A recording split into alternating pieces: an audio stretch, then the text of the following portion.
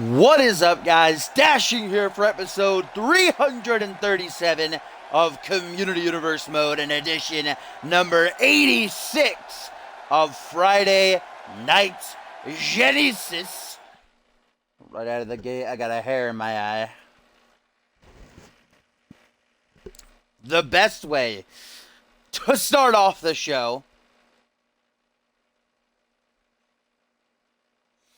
What up, everybody? Big Josh joining us from Mexico.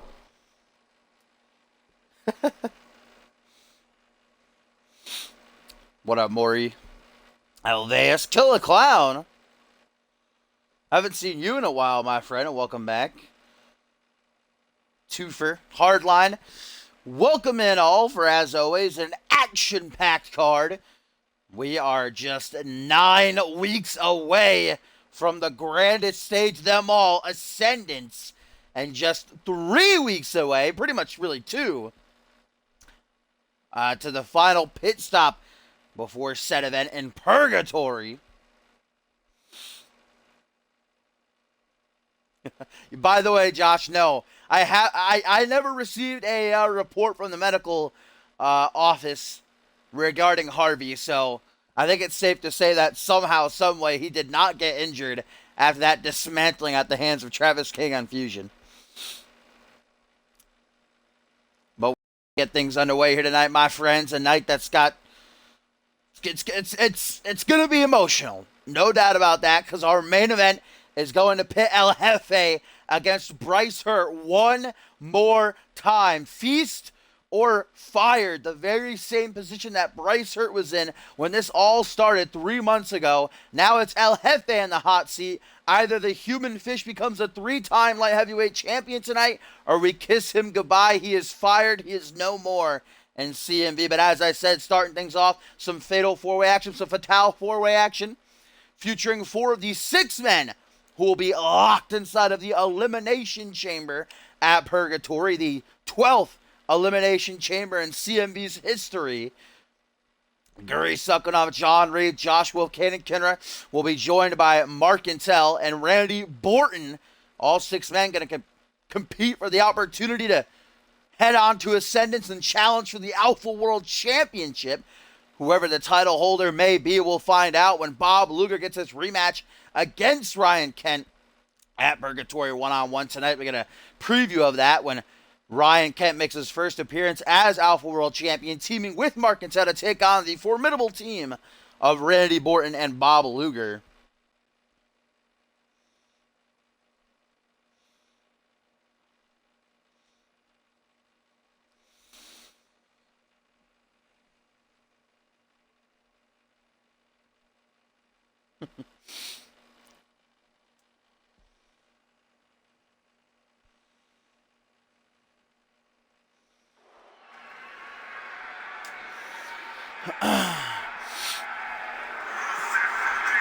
Out first, of course, going to be, without a doubt, has to be, I'd say, second behind Borton, the favorite to win the Elimination Chamber match. The 7'4", near, I don't know his exact weight. I have to say maybe 450 would be my guess. The Russian ogre, though, Guri Sukunov, who after hitting a couple of bumps in the road, taking his first singles defeat at the hands of John Reed and then losing once again to Reed and the Hellfire Club at Absolution, turned his luck around a bit last week with that 6-man tag victory, and now looks to pick up a big load of momentum heading into the chamber in 3 weeks' time. Guri brings the size, the power advantage to the chamber lineup.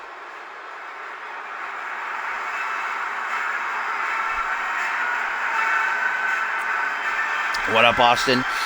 You have not. We are just getting this match underway. Hello, Hellish.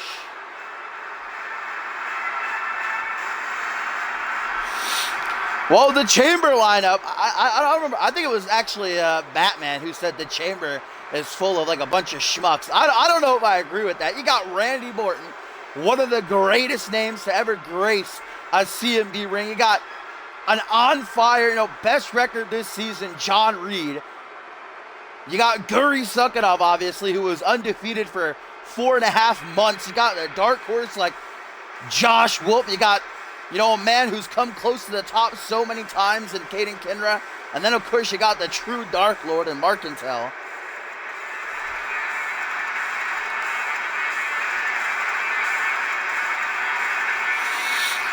But here comes a man who put on an absolute clinic last week against Bob Luger. Came so close to defeating the work ethic Titan on numerous occasions, but could not get the job done, certainly proving he can hang with the best of the best. And I actually made a mistake last week when I was calling that match. I said it was a rubber match. That was actually only the second time they fought. So now they stand at 1-1, and most definitely we're going to have to see a rubber match. Perhaps if John Reed is victorious inside the chamber, and if Bob Luger defeats Ryan Kemp, we'll get that rubber match at Ascendance.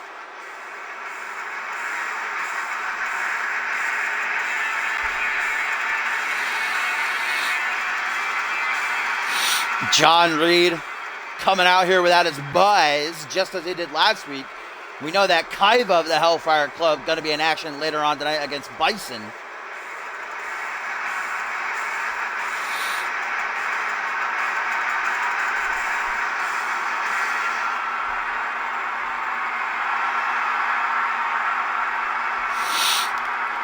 Here comes who I just referred to as the Dark Horse, because that is indeed what he is heading into the chamber.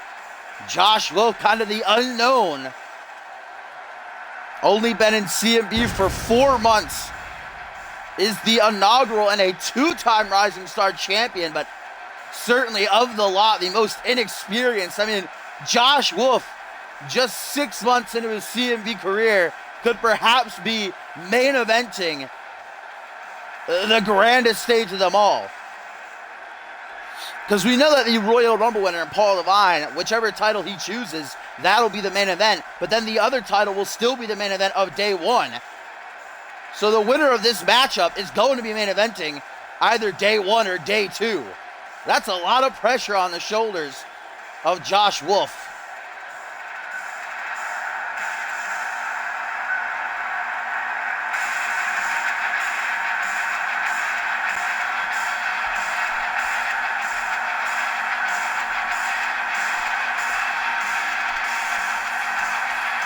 Josh Wolf says the Elimination Chamber will be his ultimate hunting ground. We'll have to wait and see if he can show us a bit of that here tonight. Give us a little preview.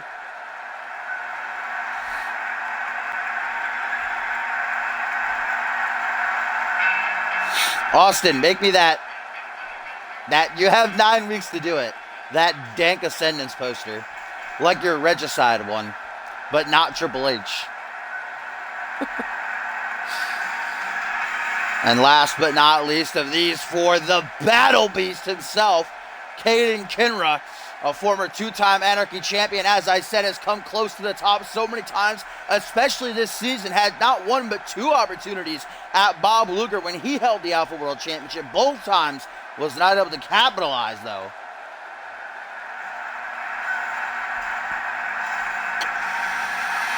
Caden Kinra coming off a win last week over DJ Moore. Could this finally be Kinra's opportunity? If he can survive the Devil's Playground at Purgatory.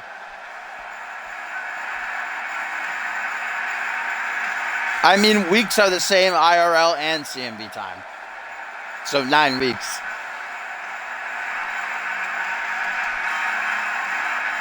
Never forget beer pressure. Here we go. Starting off Friday Night Genesis with a bang, ladies and gentlemen. Fatal 4-way action. And of course we know in this type of matchup, it's the first man, again, pinfall or submission that will walk away with the win, and a huge load of momentum heading into the chamber at Purgatory. The other 2 men who will be joining these 4 inside of the chamber, Mark Intel and Randy Borton, we'll see in action later on tonight in our co-main event. Our main event, as I touched on, going to be for the light heavyweight championship tonight. Either El Jefe becomes a 3-time champion or we kiss him goodbye. He is fired no more. Goodbye, human fish. We also got a whole lot more action tonight. We're going to have our first semi-final matchup in the tag team title tournament. The United Kingdom going to take on Extreme Conditions. Like I said, we have Kaiva taking on Bison. Stack card as always. John Reed and Josh Wolf in the ring as Caden Kenner and Guri Sukanov are going out on the outside.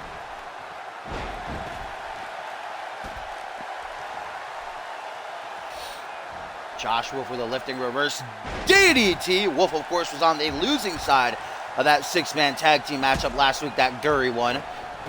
Like I said, John Reed put on that instant classic with Bob Luger in a losing effort, while Caden Kenner got that win over DJ Morris. Wolf gonna go up high, now the frequent flyer. Josh taking a risk and it does not pay off.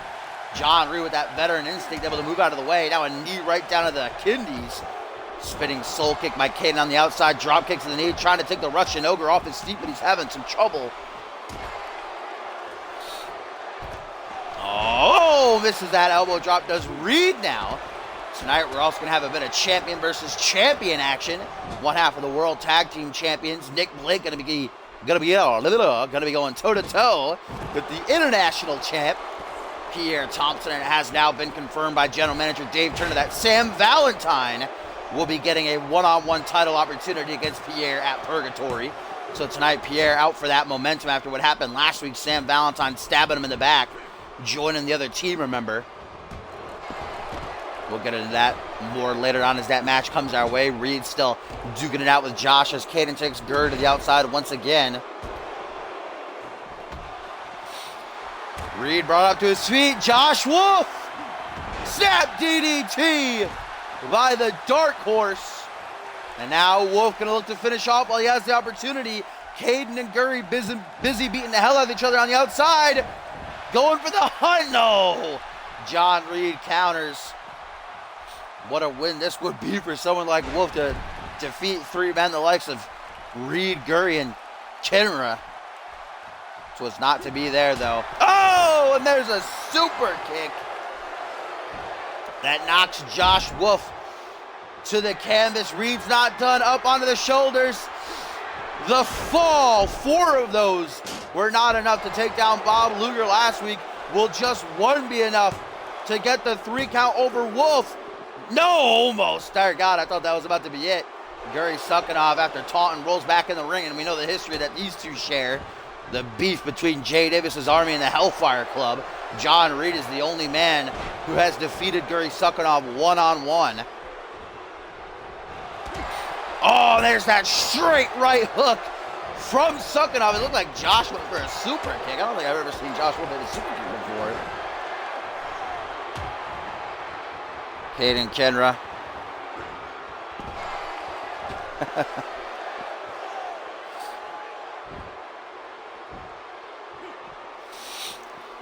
Guri Sukanov trying to regain some stamina in the ring. Caden Kenner just taking a nap in a seated position. Reed just rolling into the ring and then rolling right back out.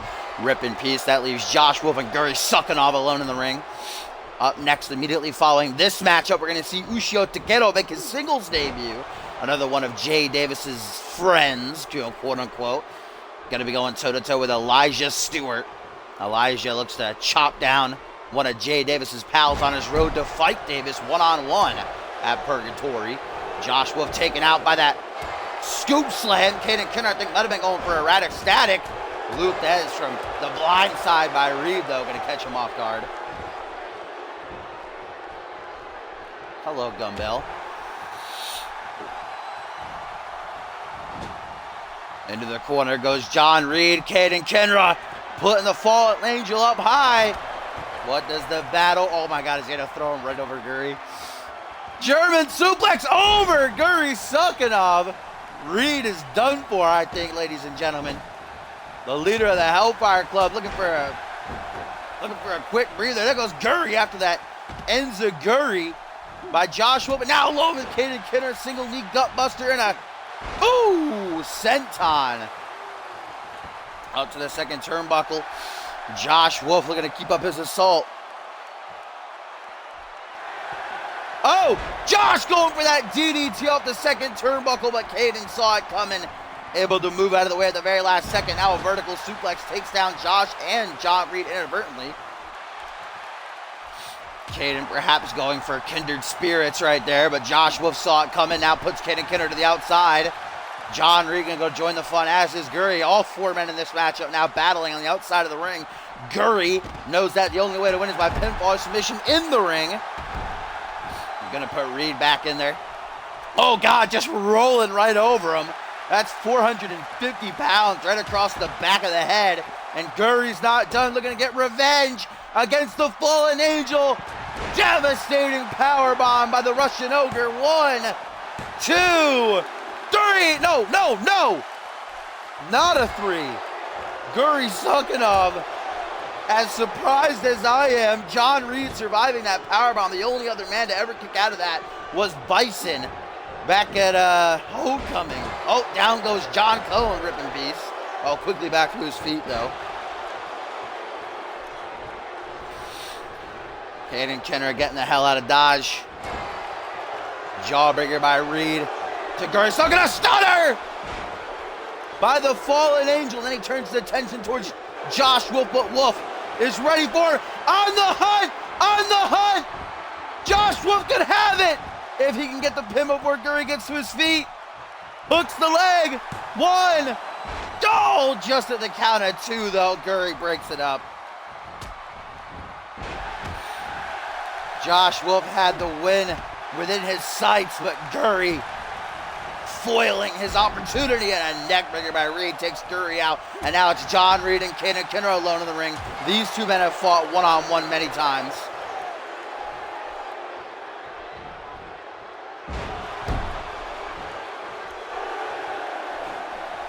And Caden Kenner in the corner. Getting the reaction of the CMV universe. They're split between these 4. Oh, looks like not so kind. Inbound for Reed, busted wide open. And here comes Josh Wolf from behind, taking down Caden with a back suplex. Dropping him right on his neck. Back into the fold comes Gurry Sukhanov. Just watching as John Reed double boots to the chest of Josh, flings him off him. Reed still bleeding from that cut on his forehead. Goes for a super kick. Josh Wolf, tilt-the-world slam. Shades of the one and only Genesis General Manager Dave Turner. Now Josh Wolf is busted wide open after that headbutt from Gurry. Oh, the strength of Josh Wolf, though, just flinging the 450-pounder over the top rope. The Royal Rumble was last month, though. Oh, Josh. All 4 men on the outside. I don't know where Caden's going. I think he might be a bit concussed. Trying to figure out what's going on right now. Turns the corner to meet Gurry face to face. Sukhanov with a headbutt. Trying to see all 3 of his opponents bleed, perhaps. Front headlock by the Battle Beast. Grabbing him by the arm. Looks like a Russian leg sweep.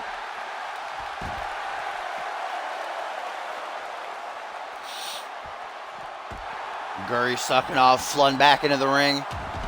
Ooh, elbow to the throat, up on the apron. Leg drop. Now Caden Kenner slides back in, takes a stomp to the quad by Josh Wolf.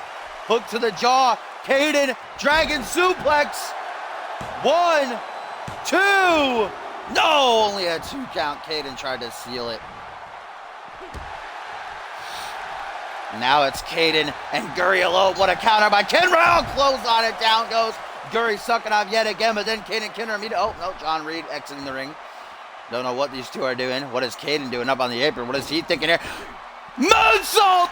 Oh, no! John Reed moved Gurry out of the way. Caden Kenner falling flat on his face.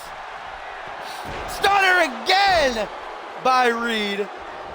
And then immediately tries to take down Caden. Oh, erratic static by Kenra. Wants to make sure there's no rope breaks, though. Oh, but he can't get John Reed's body past Gurry there. Josh Wolf making the save.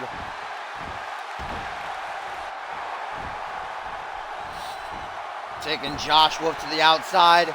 Disposing of the Dark Horse, and Gurry pounding his chest like a wild ape. Josh Wolf brought back into the ring. All 4 men now. Oh, Josh Wolf on his knees now. Oh, Gurry taken down. Luthez. Some hooks to the jaw. Caden, what is he going for here? Back suplex, elbow drop combo. Ooh, Caden taking himself out there, though. Now John Reed has his pick of the litter.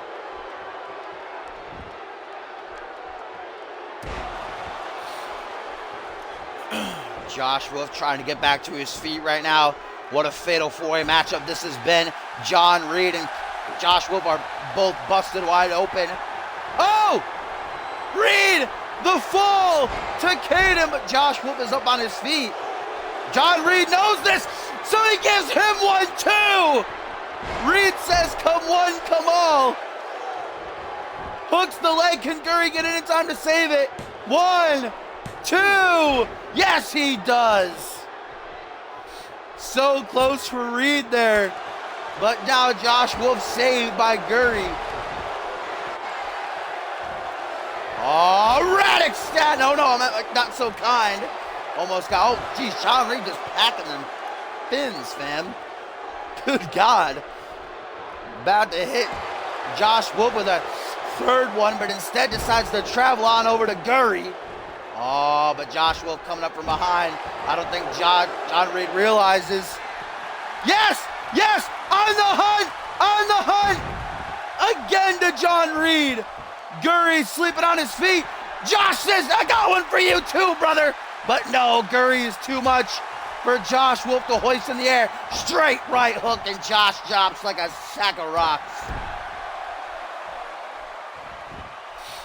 Guri gonna try to pin John Reed, who's still suffering from that on the hunt. And he gets it! Guri sucking off. Gets the win off the hard work of Josh Wolf.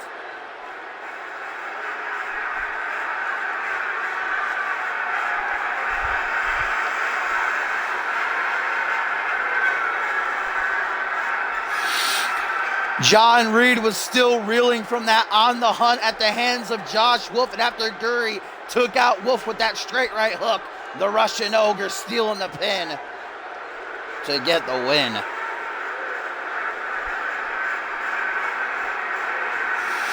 What a match, though. some pretty neat spots there.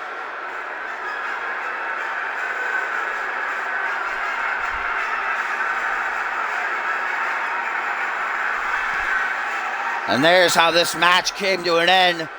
Josh Wolf looking up at the lights, a nasty gash after that punch by Guri.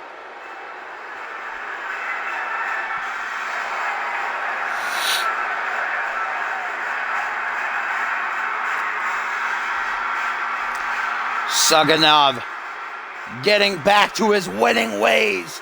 Could this be the man who survives the Devil's Playground at Purgatory and heads on to Ascendance? He would be a formidable foe indeed for whoever the champion may be.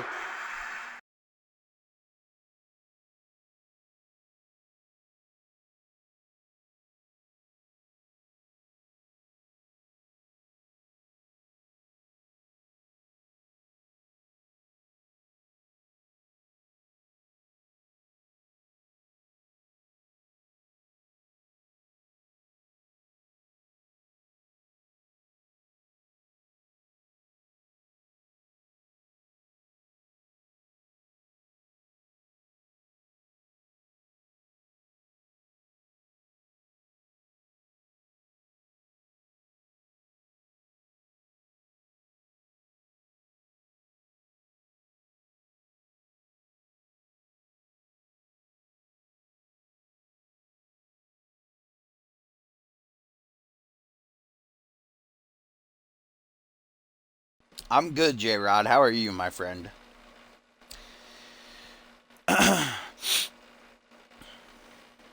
Here we go, folks. Up next, some singles action coming our way.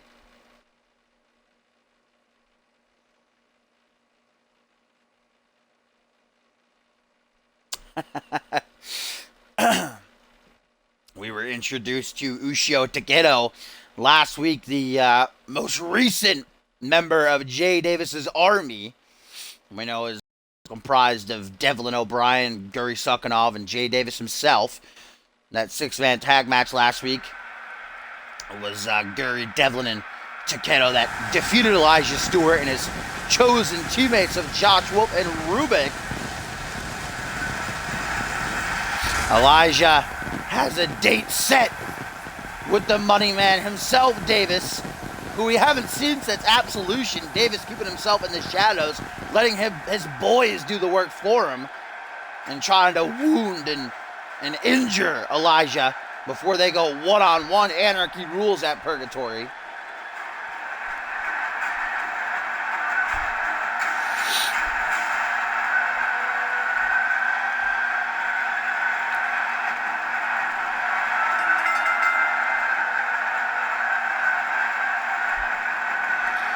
Ushio Takedo coming to us from Japan. Davis certainly scouring the earth, looking for all the best talent from all different countries. You know, Ushio, Japan, Devlin, Ireland, Guri from Russia.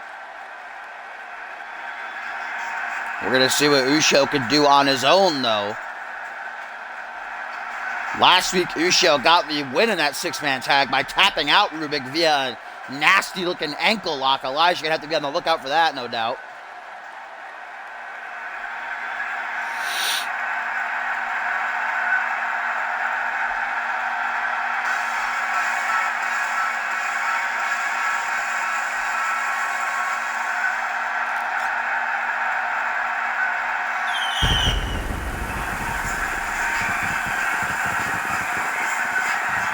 And here comes the Good Vibes Kid, Elijah Stewart.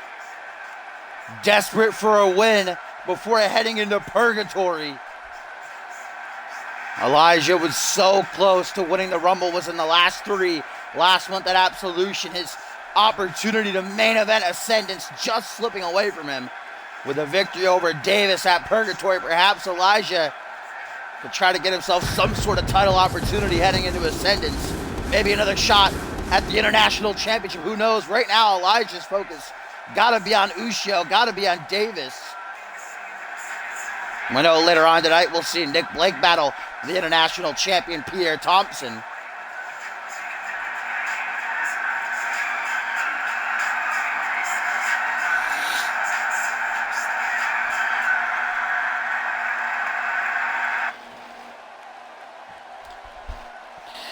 And here's a tweet, ladies and gentlemen, from John Reed, who says, "Fat ass had to have someone do the work to get a win over me. That's sad."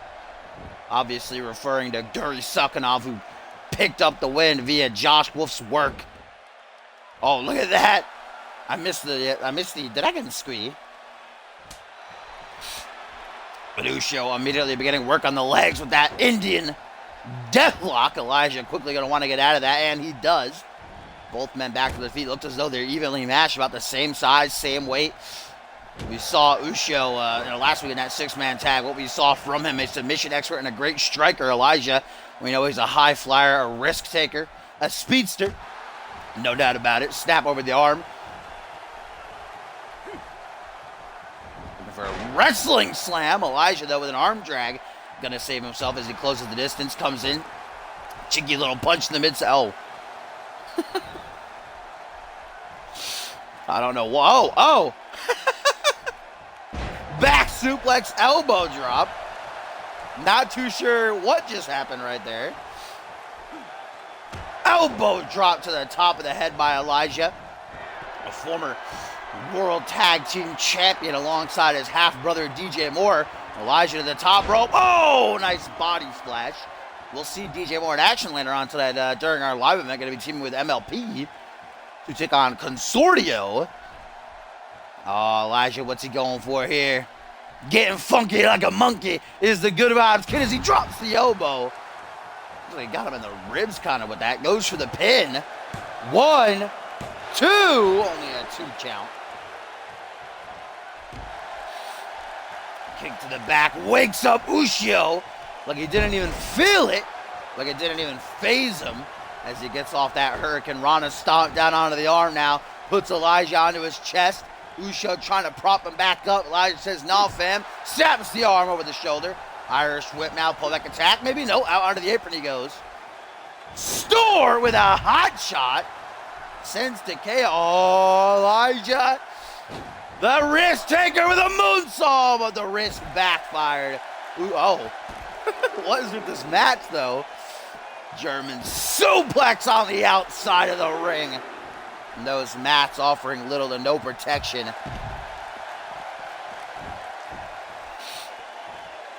Elijah telling Ushio to get back to his feet.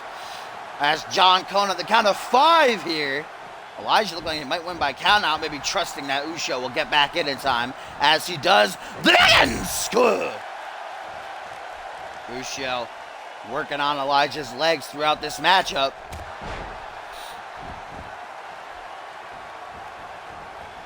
Dragging Takeo towards the center of the ring. Oh, once again, gotta get funky like a monkey, baby. Mixes it up a bit and drops that elbow again. That's definitely to the ribs. Elijah gonna try for the pin again. Maybe no, maybe has something else in mind. Good vibes by Stewart. John Cone fucking freaking out. Irish whip down on one knee. The Japanese sensation. What is he looking for here? We're not going to find out. Jawbreaker by Elijah closes in. We know Elijah is looking for that E-Buster to finish things off here. Takeo, I got to imagine, going to try for that ankle lock again. Oh, what do we got here? Oh, Falcon Arrow by Uso as he raises his arm up high.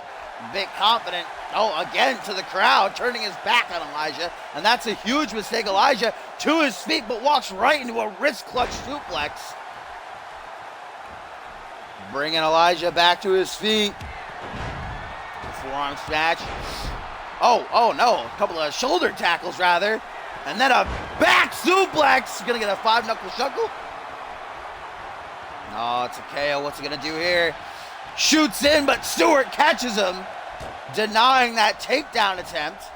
Uso right back into the driver's seat, though. German suplex again by the Japanese sensation.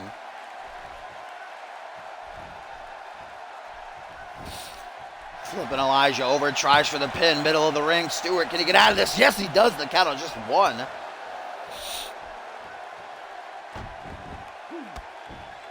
Once again, Uso back to work on the limbs of Elijah Stewart here. A couple of elbows to the shoulder. And then immediately traps Elijah in a head scissors, but Stewart gonna slip through. Eli closing in! I think he might have tried for the E-Buster right there. And it got shot down by Takeo. Oh! Tombstone pile driver by Uso Takeo. Jesus. And that just changed the momentum of this matchup real quick. Elijah started things off strong here, but now it's all Uso these past couple of minutes. Elijah not giving up though, using the ropes to try to get back to his feet. Takeo gonna help him out with that. Uso, don't know what he tried for right there, but it backfired. Elijah closes in. Good vibes the second time. Elijah gonna try to win off of that. No, what is he doing? Panders to his Stewies. And they are firmly behind him, no doubt about that. Elijah trying to stop Uso from getting back to his feet. Shouldn't have wasted time taunting. Elijah! The E-Buster! Looking to send a message to Jay Davis. 1, 2, 3, and Elijah Stewart grabs the win.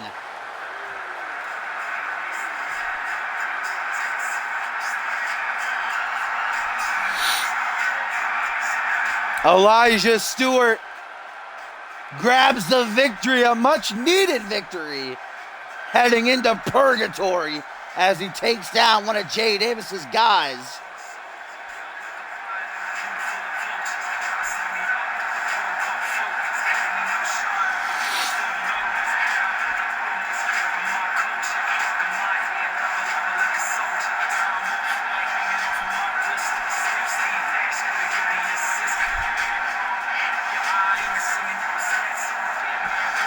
Elijah Stewart, it didn't come easy to him, but the Good Vibes Kid nabs the win over Uso Takeo here in a competitive back and forth match. You see, this is the ending right here. Elijah countered a signature attempt, I'd have to assume, by Uso, right into the E-Buster to get the uno, dos, and tres.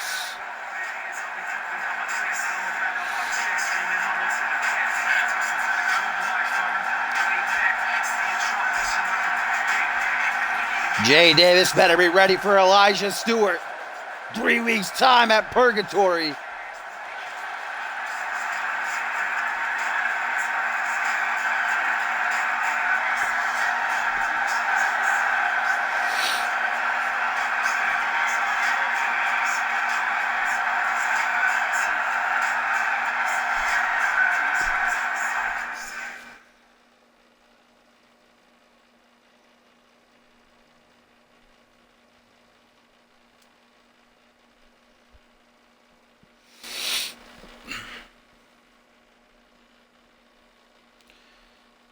What? Why would you think Purgatory is this Sunday?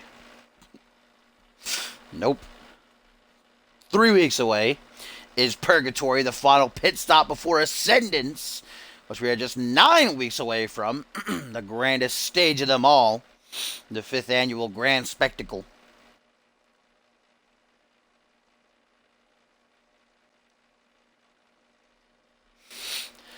But here we go, guys. Up next, champion versus champion action coming our way, as one half of the World Tag Team Champions and Nick Blake flanked by the other half,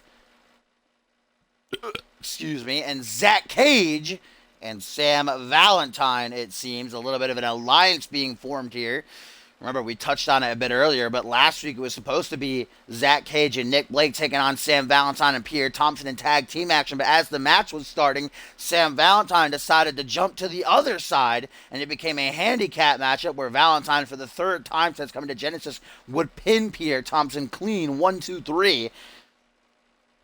And that is what prompted General Manager Dave Turner to confirm and announce that Sam Valentine will be getting one international title opportunity against the big dog at Purgatory in 3 weeks' time.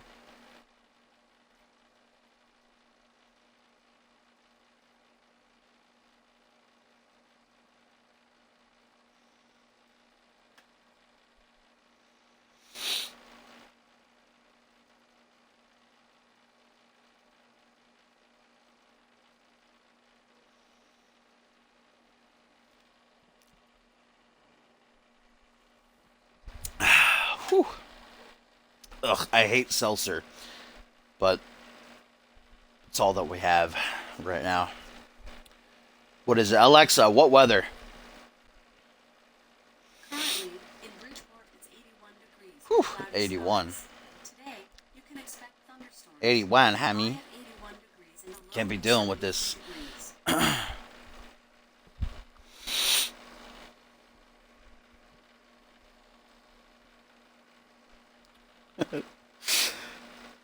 Seltzer? Do they not have that where you are? Carbonated water. Flavored.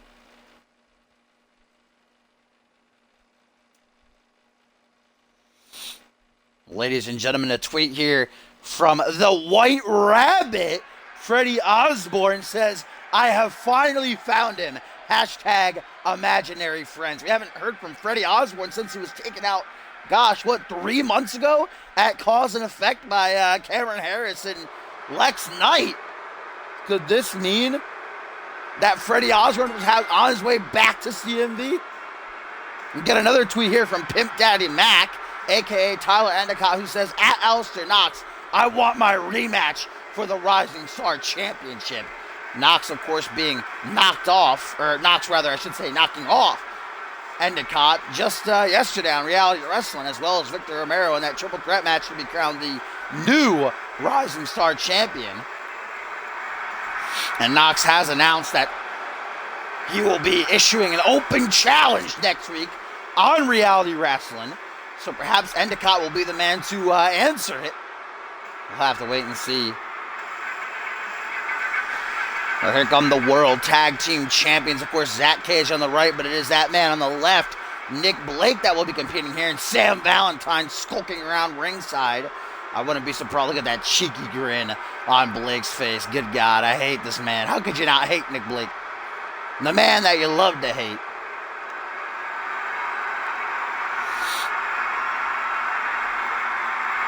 Yeah, Austin likes Joey Bacon. He marked out pretty hard for him during Reality Wrestling.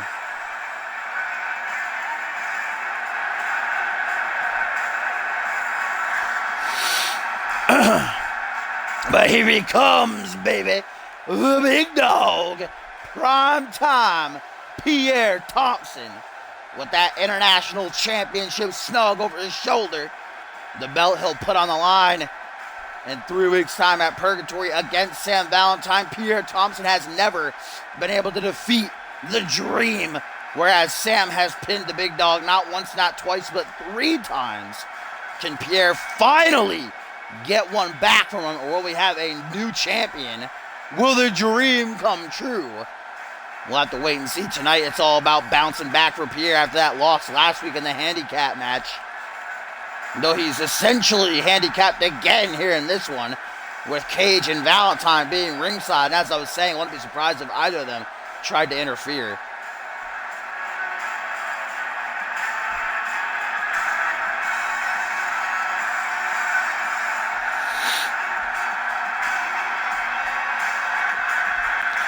We know that Zach Cage and Nick Blake will be defending their World Tag Team titles at Purgatory against who? We will be finding out soon enough. Tonight we have the first semifinal matchup and the World Tag Team title hunt. We're going to see the United Kingdom take on Extreme Conditions. Next week we will see Rise and Sean Silva and Nikolai Ivanovic take on Super Gato and El Jefe. Though if El Jefe loses in tonight's main event and is fired, Gato is going to have to find himself a new partner. We'll see what happens later on tonight, though. Our main event going to be an emotional one, no doubt. The final chapter written between Bryce Hurt and El Jefe. Either El Jefe sets the record, becomes a 3-time light heavyweight champion, finally gets one back over Hurt for all he's done to him, or Hurt will retire El Jefe, as we're going to drop toe hold there from Nick Blake.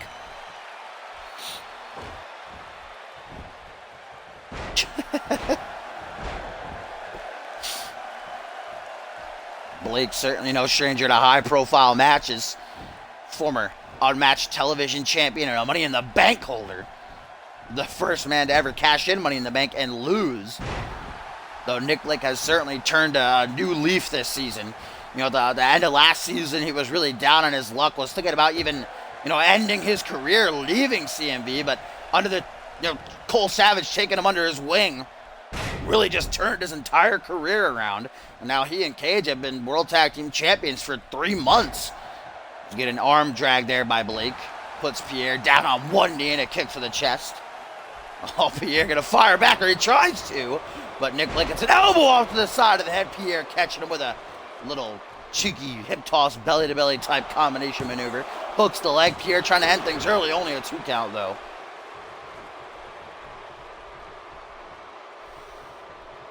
Zach Cage, Sam Valentine watching ringside. Valentine, of course, was in the final 2 in the Royal Rumble match last month at Absolution against Paul Devine. Was so close to cementing himself a spot in the main event of Ascendance, but 'twas not to be. But now Sam has an opportunity to capture one of the most prestigious championships in CMB today. Oh, look at this submission maneuver by Pierre. But that's going to be a rope break, I guess. I didn't see Nick Blake's leg under the bottom rope, but John Cone calling for it. Pierre keeping up the assault with a couple elbows off to the side of the head. Oh, now go over the play of the day. But Blake able to battle Pierre back. What a win this would be for... Oh, wait a minute. Look at Zach Cage ringside. Dirty heel tactics as he throws in a steel chair trying to aid his friend and tag team partner John Cone. Going to count the pin right on top of it.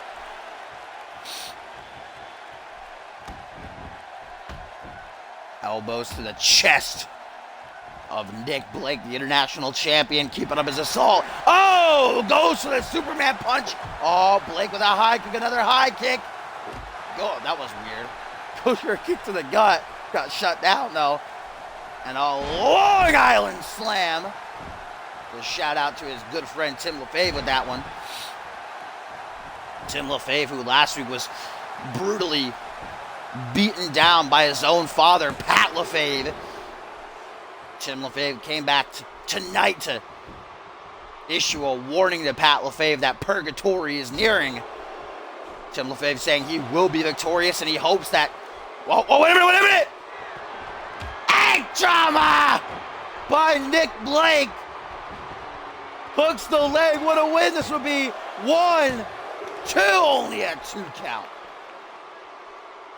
As I said, though, Tim LaFave came out here. He said that he's hoping with a win over his father at Purgatory, it'll change his father's his mood, his stance, and hopefully they can be a family once again. But Pat would pretty much shut any hope of that down when he came out here and once again brutally beat down his own son in front of the whole world. Oh, Jesus, Zach Cage is very happy ringside. Sam just watching on with a stone gaze. Blake working out a kink in his shoulder, in control right now. I don't know how John Cone still hasn't standing right on top of the chair. There we go. That's why you were fired from Fusion, you fucking ding-dong. Combination maneuver there by Blake as he goes to the lateral press. Only a 2 count still.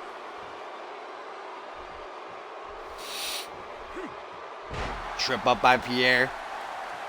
Trying to mount a comeback. Rally the CMV universe as the big dog, but any hope of that quickly shut down by Blake.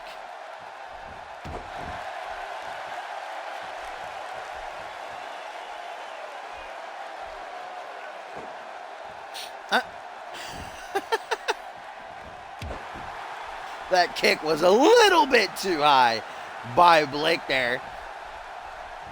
Oh, Nick gonna put Pierre in the corner, and we know what he's thinking about here. That tornado DDT. Vintage Blake. Dropping him right on his head into the pin. Zach Cage is super hyped for his boy. Oh, and Blake got it. Damn.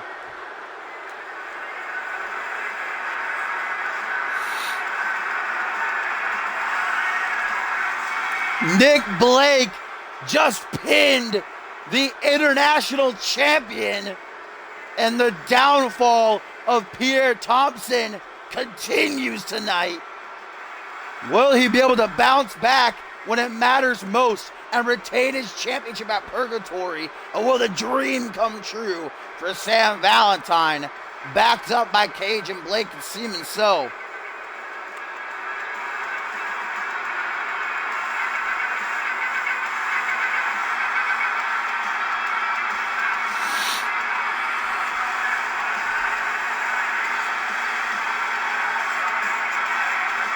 Here's a cheeky bit of head trauma early on in the match that nearly got the job done. That wasn't enough to seal the deal.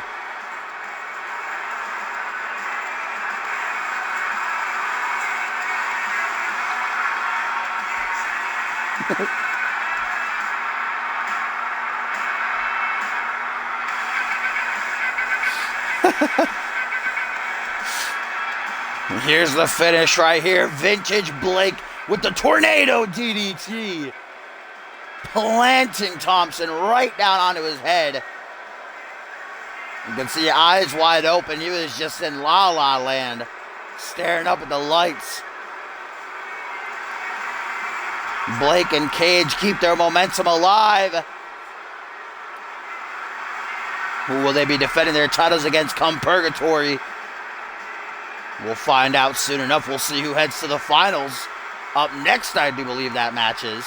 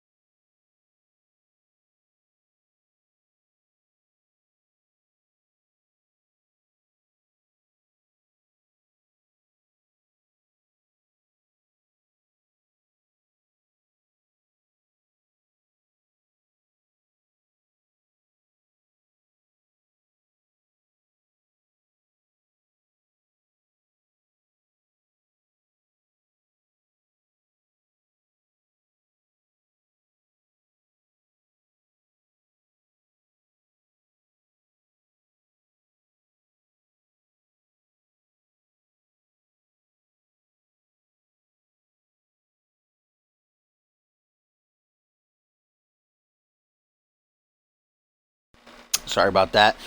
Was chugging a bit of seltzer. Didn't want y'all to hear it. Only when I'm in a party with Gumbel. I'll save that for him special.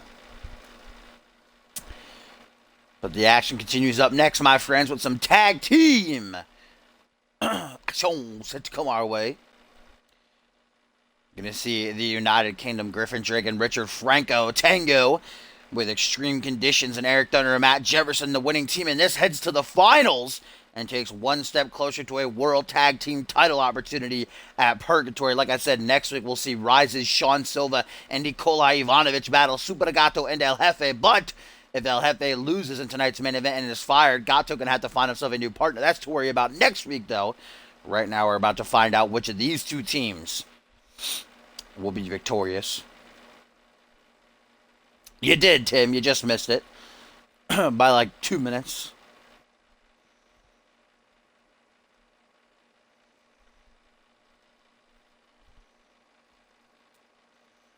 Austin, don't ask me. Ask the 8-ball. That's why it's there.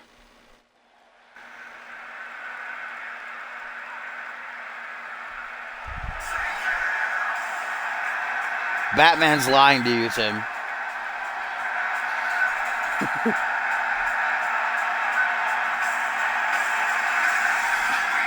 Here we go, folks. And this is far from the first time that these two teams have squared off. Remember when Extreme Conditions still held the World Tag Team titles earlier this season?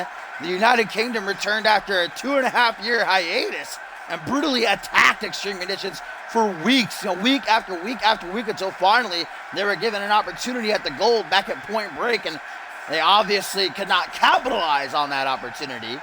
Tonight they have a chance to finally get one over EC and take another step towards perhaps holding championship gold once again. United Kingdom Season 1 veterans, they hold the second record for longest reigning tag team champions of all time. Of course, in first is Shanaz Andoni and Chet Taylor, hashtag trending worldwide, tied with Bring Us to Despair, both at 7 months, and United Kingdom in second at 5.5 months their reign was. These two men right here, Eric Thunder and Matt Jefferson, were on the verge. We're so close to breaking that record. They held the World Tag Team titles for 4.5 months. 1 month longer, they would have done it. But then Zach Cage and Nick Blake got in their way. This is a chance for Extreme Conditions to finally get back their championship gold from the men who took it from them.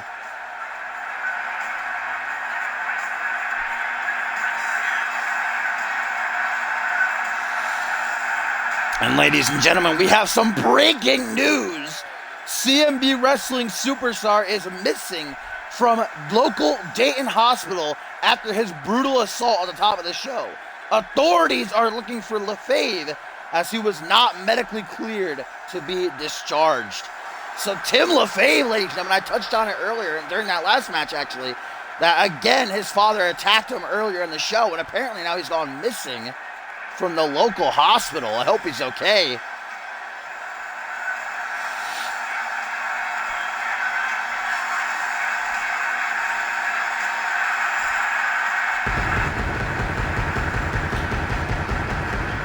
I'm going to have to play an old stream for Gumbel that has hashtag trending worldwide on it so he can see the gloriousness that was that tag team.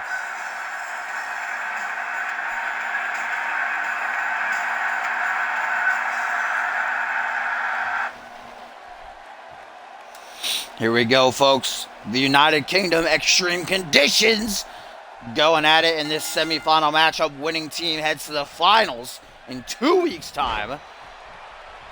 World Tag Team title opportunity at Purgatory on the line. Going to be Griffin Drake and Eric Thunder starting things off against one another. Griffin Drake, obviously the bigger, more lengthy though, is Griffin. Not so much, a towering powerhouse. He's very tall, but also thin. As his partner, Richard Franco, is on the apron, cheering him on. Been 2 years since the United Kingdom held championship gold in CMV. They are hungry. They're even desperate, I'd say, to get back to that promised land once again. Russian leg sweep by Eric Thunder, the risk taker of the group. Tags in the self-proclaimed extremist now, the purple-haired warrior, and Matt Jefferson. Griffin Drake, though, still focused on ET. From behind, Jefferson kick to the gut, middle of the ring. Tries to drop him with a DDT, but Drake taking on both men. Like it ain't no thing. Eric Thunder's still helping out his boy, though. Doesn't matter. Drops him with a DDT. Thunder better get out of there before he's disqualified. Now a tag to Richard Franco. The smaller, more agile.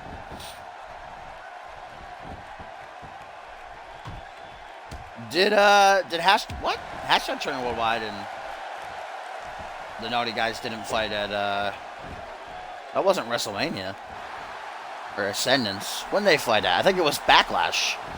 Wait, it was no, it wasn't Backlash. Did they ever fight? I think the Naughty Guys weren't around when Hashtag Turning Worldwide got formed. I don't think we ever got that match. Unfortunately.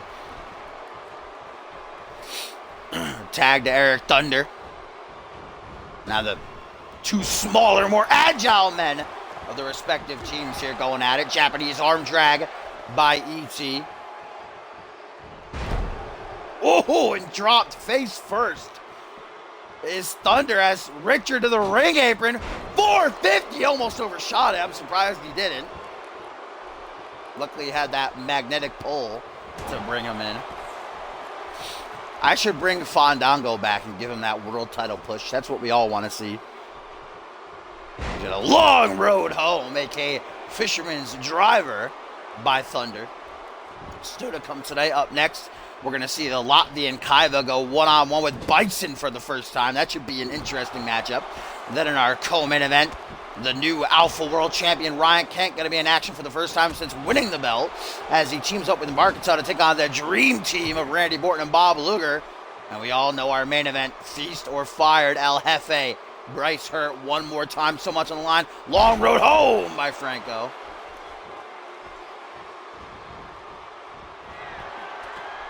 Oh, to the top rope. Frog splash. Damn, he got some distance on that, did Franco. Woo! He went flying. Franco not done. The United Kingdom want this bad. Irish Whip puts E.T. in a bad part of town. Tag to Griffin Drake. Franco lifts him up into a powerbomb position. Off the top, Drake with an elbow drop. The UK to advance to the finals. 1, 2. Oh, but MJ breaks through to make. I'm gonna try for the pin immediately. Oh, he missed it that time, but John Cullen's not gonna count. It doesn't matter.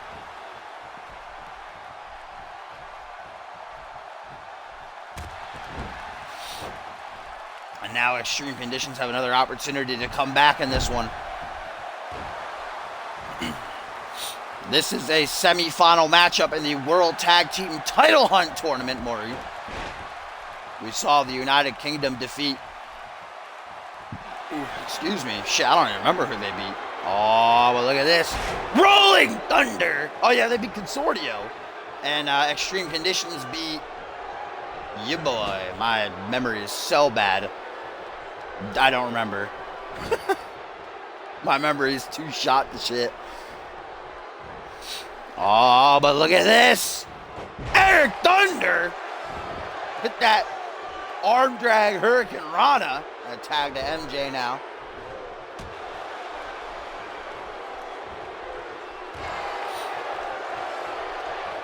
The tournament is ongoing right now, Tim. To find us some #1 contenders for the World Tag Team titles. Griffin Drake trying to make a tag out. Gets clotheslined, though. Into the corner.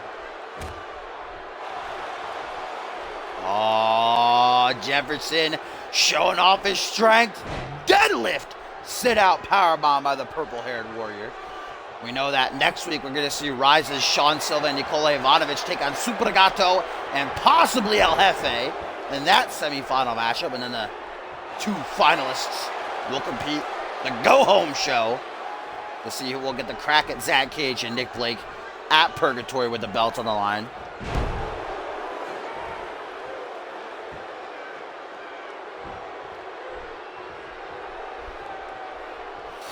Tag to Griffin Drake, or tagged from Griffin Drake to Richard Franco.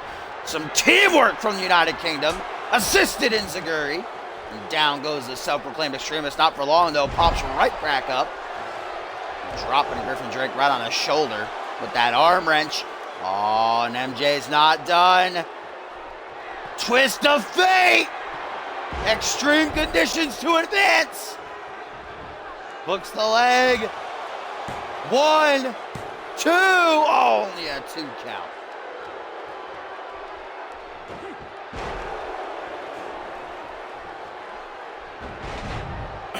Franco showing off a bit of his agility. Oh, as he goes to the top again, perhaps looking for another frog splash. No, a body splash attempt. Backfires on him. Jefferson looking for a tag to Eric Thunder, but he's too busy taunting the crowd here.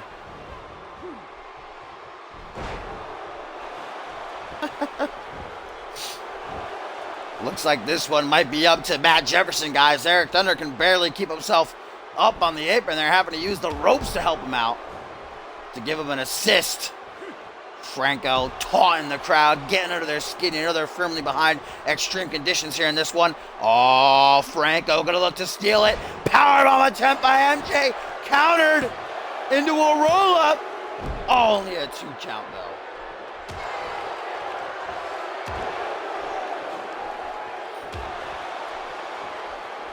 Chap's not dead for me. All right, Topher. Tag to Griffin Drake. Snapmare by Franco. Off the ropes. Kenka kick by the big man in this matchup. Griffin Drake's not done, though. Look like making a soda twist hammerlock lariat.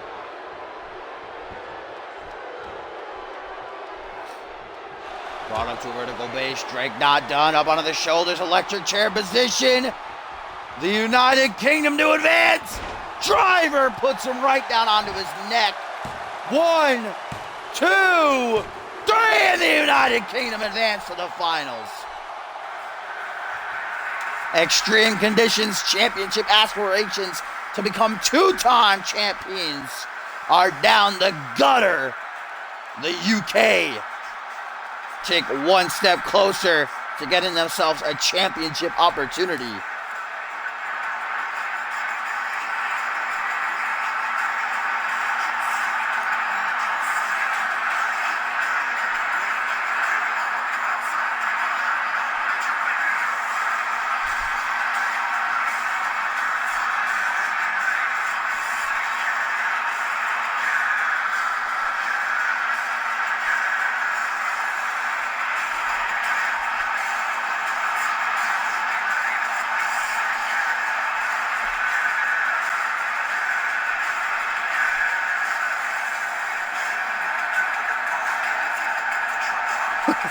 Do you want Rubik to join the United Kingdom?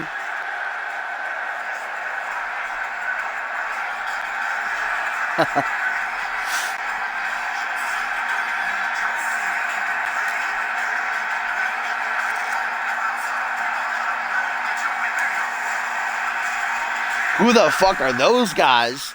Those are Season 1 veterans, Alvius. Former tag team champions and perhaps our next #1 contenders. We'll find out who they face in the finals next week. We're going to see Sean Silva, Nikola Ivanovic of Rise take on Super Gato and maybe El Jefe. But perhaps not. Gato might have to find himself a new partner if El Jefe is not victorious in tonight's main event.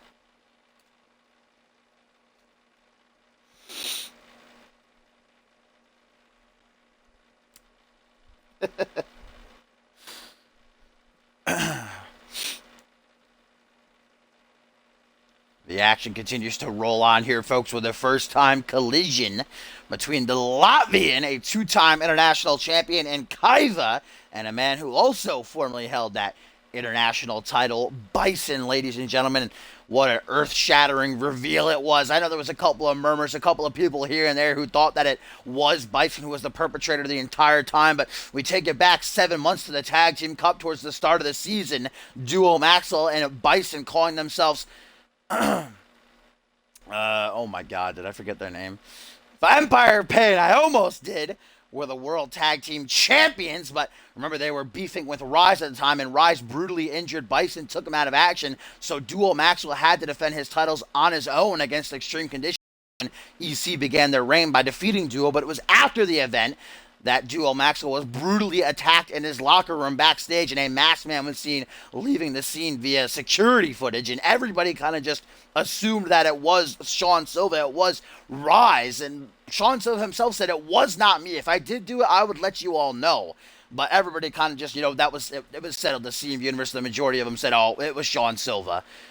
We just fast forward to the Royal Rumble match at Absolution. Last month, Duo Maxwell returned. What a sight it was to see the God of Death back, and Bison would actually end up being the man to eliminate him. And then Duo Maxwell's singles return last week after defeating Salim Ismail. Bison will come up on the Titantron and reveal to the world that it was him who attacked his own partner, his own friend, the man that he shared gold with, Duo Maxwell, during the Tag Team Cup, saying that he wanted to get Duo out of it, that Duo was dragging him down. Maxwell would respond saying, how have I dragged you down? Look, you've been on your own for the past 6 months. You've had opportunity after opportunity, and you still haven't captured the gold, and that, rightly so, got under Bison's skin, but the Barbarian saying he's going to finish the job. Bison saying he meant to end Duo Maxwell's career, definitely, but that he's going to make sure to right that wrong when he so decides to. Oh, hello, Victor. Big Vic in the house. Papa in the house? Can I get a what?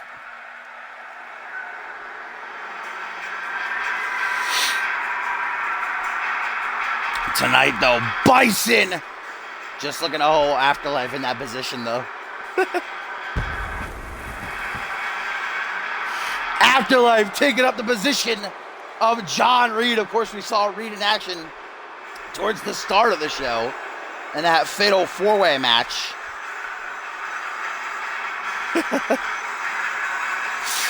Afterlife leading the pack as you see Ball, the newest member of the Hellfire Club, there on the left, and the man who will be competing in this matchup, Kaiva, on the right. Ball had his in-ring debut last week in a losing effort to El Guerrero Furioso, I'm pretty sure it was. Ball is just going to be ringside support here tonight for his boy, as is Afterlife.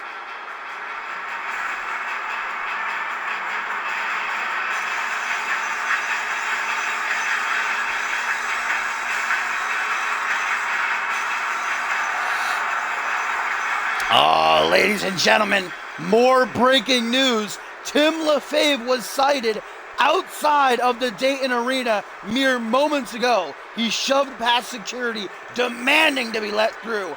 More security is currently on their way, trying to get Tim LaFave back to the hospital where he should be right now.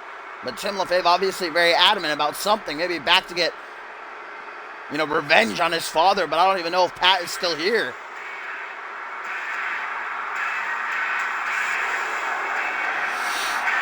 Oh, but here he comes. Kaiva, it's good that he brought backup, because he might need it. Though I do not condone what Bison did to Duo Maxwell. I am a big Maxwell fan.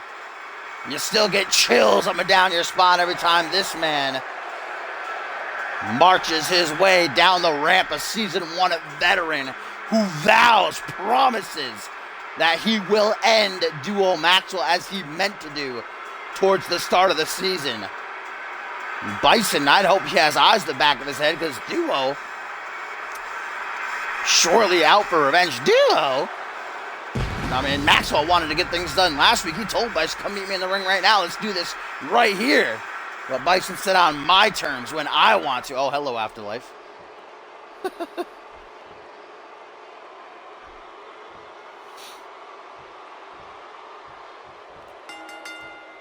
Here we go. Referee rings the bell as Kaiva of the Hellfire Club in action against Bison, and the Barbarian immediately pushes him into the corner, overpowering the Latvian, and takes a cheap shot while he's at it. Ball and Afterlife ringside here in support of Kaiva. All those single names, though, and then John Reed, the leader. Ball, Kaiva, Afterlife, John Reed. Reed certainly scoured the globe to find himself a lineup here.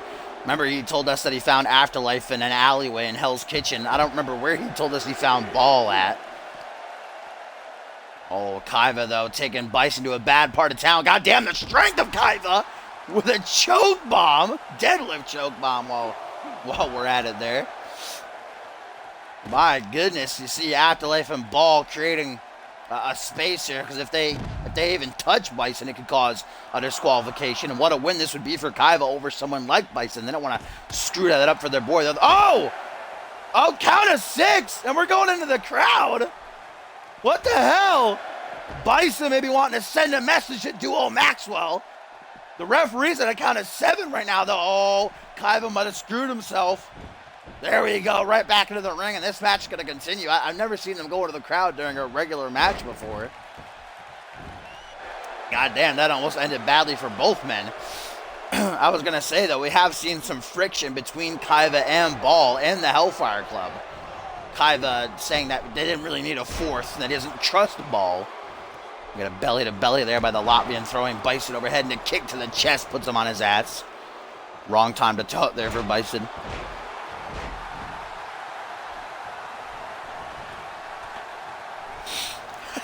Heath Slater's pants, though, Alvius. Up on the second turnbuckle, Kaiva gonna take a risk, goes for a flying shoulder block. Bison simply sidesteps it. Another belly-to-belly by Kaiva. That was weird. It phased into his chest there for a second. Lifting reverse DDT by the former international champion.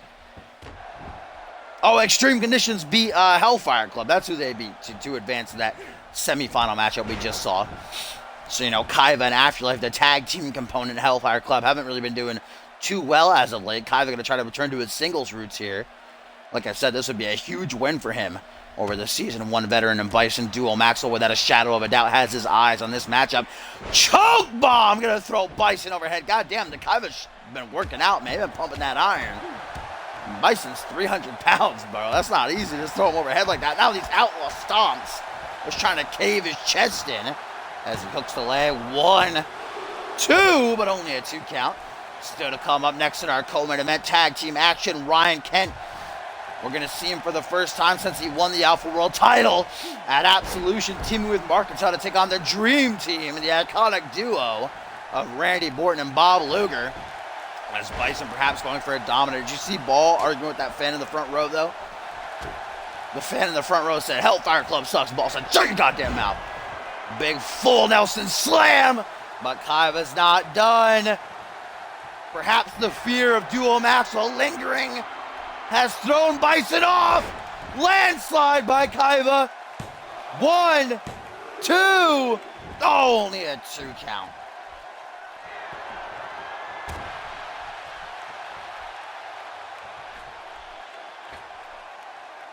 Up to the second turnbuckle, body splash.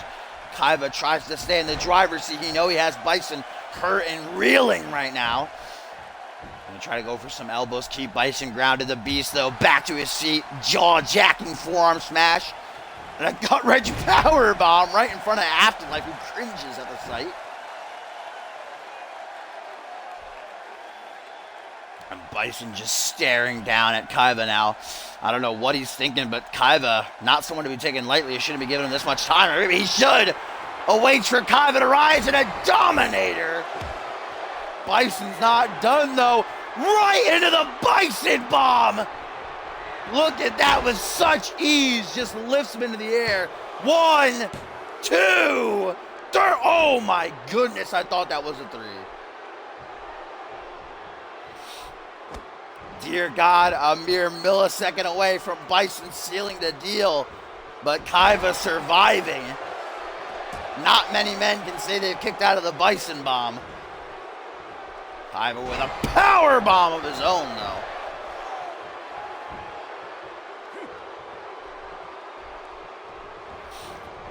Irish whip, Bison in the corner from behind. What do we got here?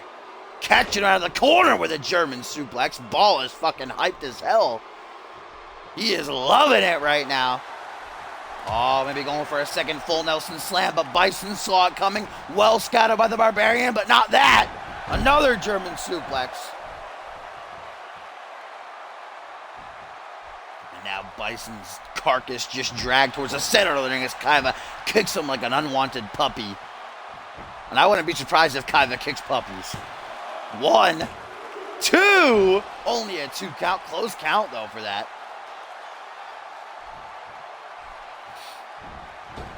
Off the ropes goes Kaiva. Elbow drop connects to the chest. Afterlife and ball. Ringside in support for the Latvian. What a matchup this has been thus far. Kaiva lining him up. Bam! Knee right to the back of the head. Bison out to send a very clear message to Duo Maxwell. Ooh, that boot to the side of the head. The wrong time to taunt again. Right in the face of Kaiva. You think Kaiva's going to stand there and take that shit? Oh! What a clothesline by Bison. Another one. Into the corner now goes Kaiva. Big splash. He's not done, though. Rebounds off the ropes. Crossbody sucking all the air right up out of Kaiva. About to crack a rib or two while he was at it. Not even done. Bison now deadlifting Kaiva, flailing. Arms and legs on crazy gut-wrench suplex.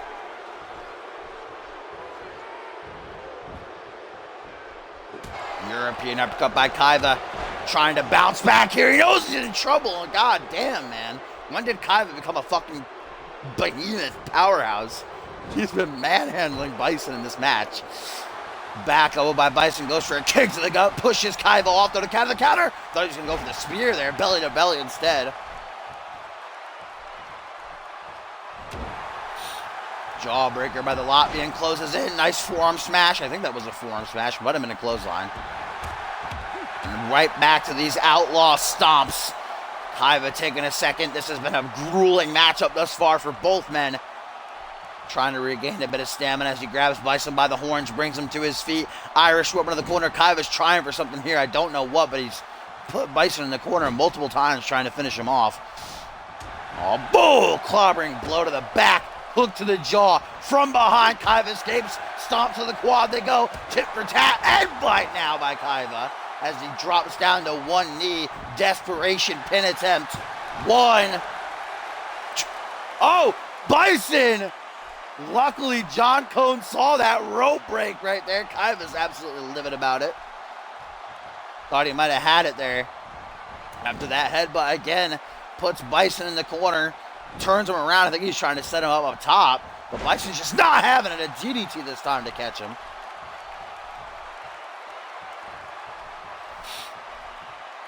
Snaps the arm over the shoulder. Again, into the corner goes Bison. What is Kaiva trying to hit here? Bison's just not allowing it. I don't know why. Oh my God. The avalanche. The avalanche landside. Oh no, you're so close. Bison though countered it. And Bison ain't no high flyer. Bison bomb. He says, fuck your shit, fam. 1, 2, 3, and Bison gets the win.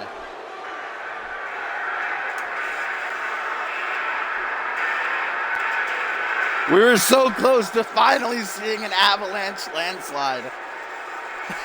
Bison just said, nah, let me shut that shit down real quick, huh? Bison just jumped off like a fucking G and said, take this real quick.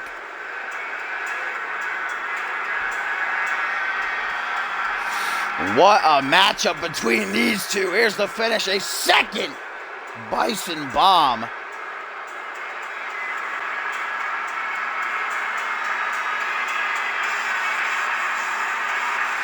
A very clear message sent to Duo Maxwell. I got to give props to Kaiva, though. That was one hell of a performance from the Latvian. Great matchup.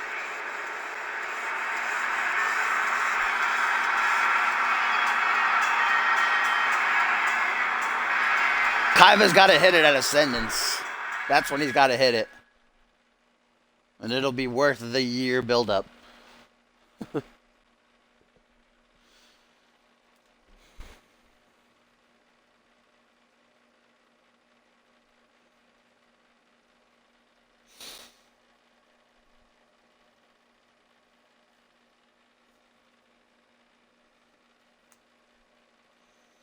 I'm pretty sure you can check uptime, Austin. I don't think it's a mod thing.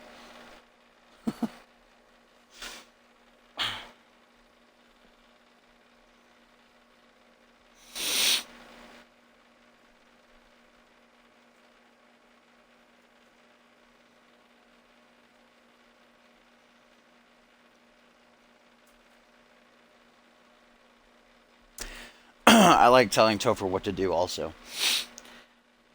Here we go, folks. Co-main event time now. Tag team action coming our way. CMV Alpha World Champion Ryan Kent going to be seen for the first time since winning the gold back at Absolution. Of course, he was scheduled to go one-on-one with Randy Orton in last week's Genesis main event, but because Mark Martinsell brutally attacked Orton from behind, the match ended up getting canceled. So now Kent teams up with the true Dark Lord to battle the iconic duo, the Moo Moo Man and the work ethic titan in Bob Luger.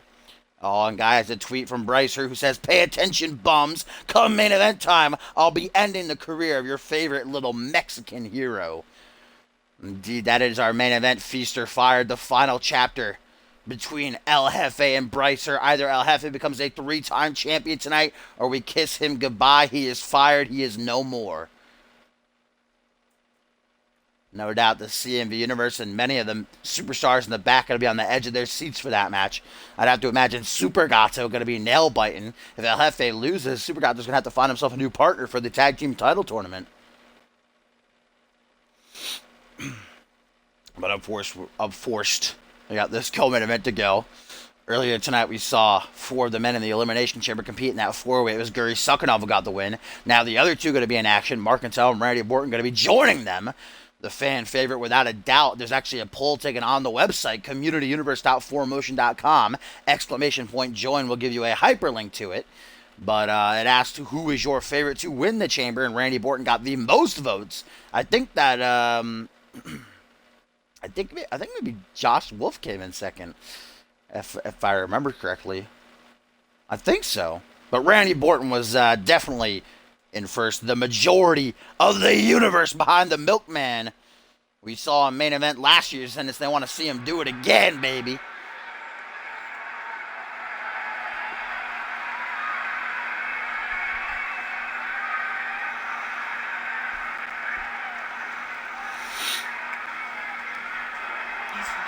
And here he comes. Like I said, this is the first time that we are seeing Ryan Kent since he's won the title back at Absolution. What a matchup. Instant classic against Bob Luger. And Kent finally completed his 8-month hunt for one of the very few championships he has yet to hold in his CMV career. The longest reigning light heavyweight champion of all time, most defenses in the entirety of CMV at 9 in his reign as light heavyweight champion, a former world champion, Anarchy International tag team, you name it, Ryan Kent has done it. But now that he has the gold, he is tasked with keeping it, as he must retain the gold, the belt, against a Bob Luger in 3 weeks' time at Purgatory, and that is easier said than done.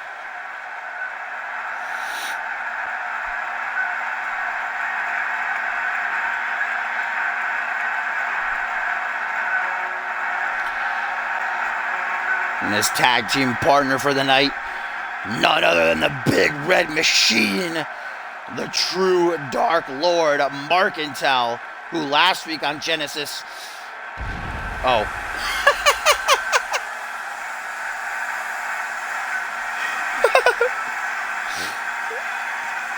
Is he going to stay frozen like that?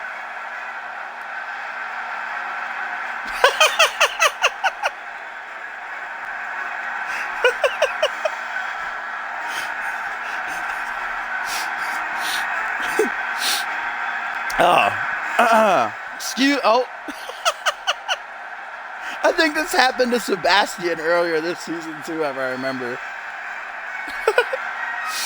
Getting those 5-second poses.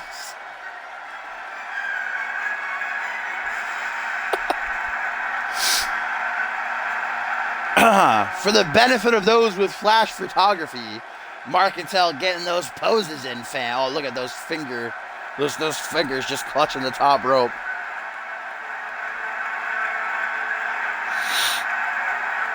Oh, dear God.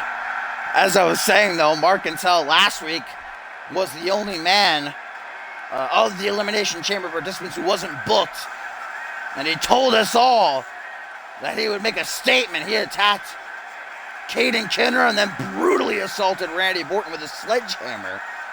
Got that main event match canceled. I was actually really looking forward to Orton Kent, once again, a storied rivalry they've been through the years here in CMV. But here he comes, the Milkman, the Moo Moo Man. Randy Borton, the fan favorite to win the Elimination Chamber in hell. If Borton does win the chamber and Kent retains against Luger, we very may end up getting Kent Luger. Main event of ascendance for the Alpha World Championship. But here's a tweet, folks. Or rather, breaking news. Tim LaFave has been found in the backstage area unconscious. Doctors are seeing to him, but it looks like someone incapacitated him. When found, a leather jacket was draped over his face. A LaFave family wrestling logo is stitched on the back of the jacket. LaFave is being transported back to the local hospital, and police are going to stay with him for the night to make sure he doesn't try anything yet again. So it looks like Tim came back to the arena looking for his father, and it seems like he did find him. And Pat once again got the upper hand on Tim, though, luckily taken back to the hospital. And hopefully doesn't try something like that again. Borton in the ring, ready to go. And now here he comes, last but not least. The CMV Universe on their feet for the work ethic titan, the cardio maniac, the longest reigning Alpha World Champion of all time. Looking to make it a two-time champion on his record. Come purgatory, Bob Luger. And after that hellacious bout you had with John Reed last week, emerging victorious, taking deep breaths with each word. Bob Luger said, you always fall down, but you get back up. And that's what I'm going to do at Purgatory. Kent, you're one hell of a competitor, but I'm going to prove that I am better come Purgatory. And as Bob Luger was walking up the ramp and going to the back, Kent would ambush him from behind and smacking him in the back of the head with the Alpha World Championship. Kent obviously not returning the same respect that Luger has given to him.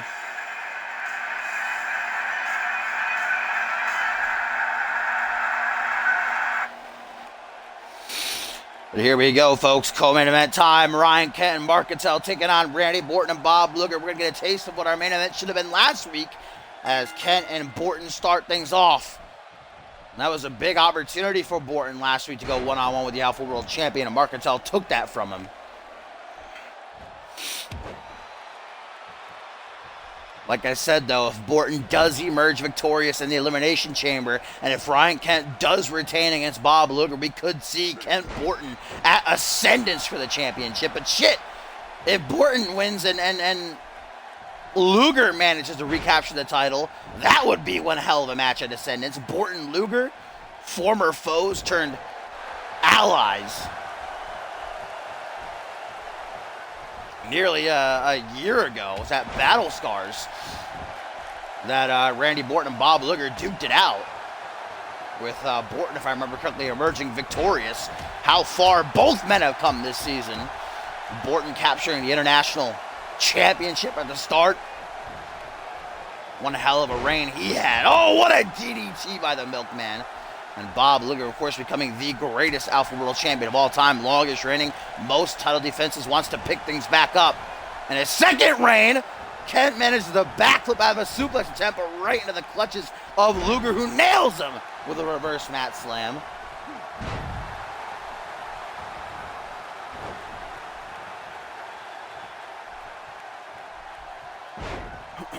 Sidewinder suplex by the work ethic titan. Randy Borton and Bob Luger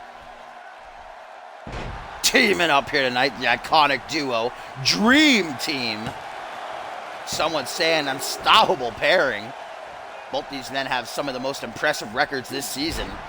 Luger and Borton, combined, I don't think they have enough losses to equal double digits. Single knee facebreaker, though, by Kent. Vintage fire starter. A maneuver that Luger tasted many a times at Absolution. Kent's not done with him, though. Shoots in for a grapple. Luger counters with an arm drag, though. Now dragging him out to the middle of the ring. Looking for a final cut. The former Alpha World Champion. Luger not done. Brings Kent to a vertical base. Up onto the shoulders. Shout out to Timmy Boy the Tipster. Coney Island Cyclone by Luger.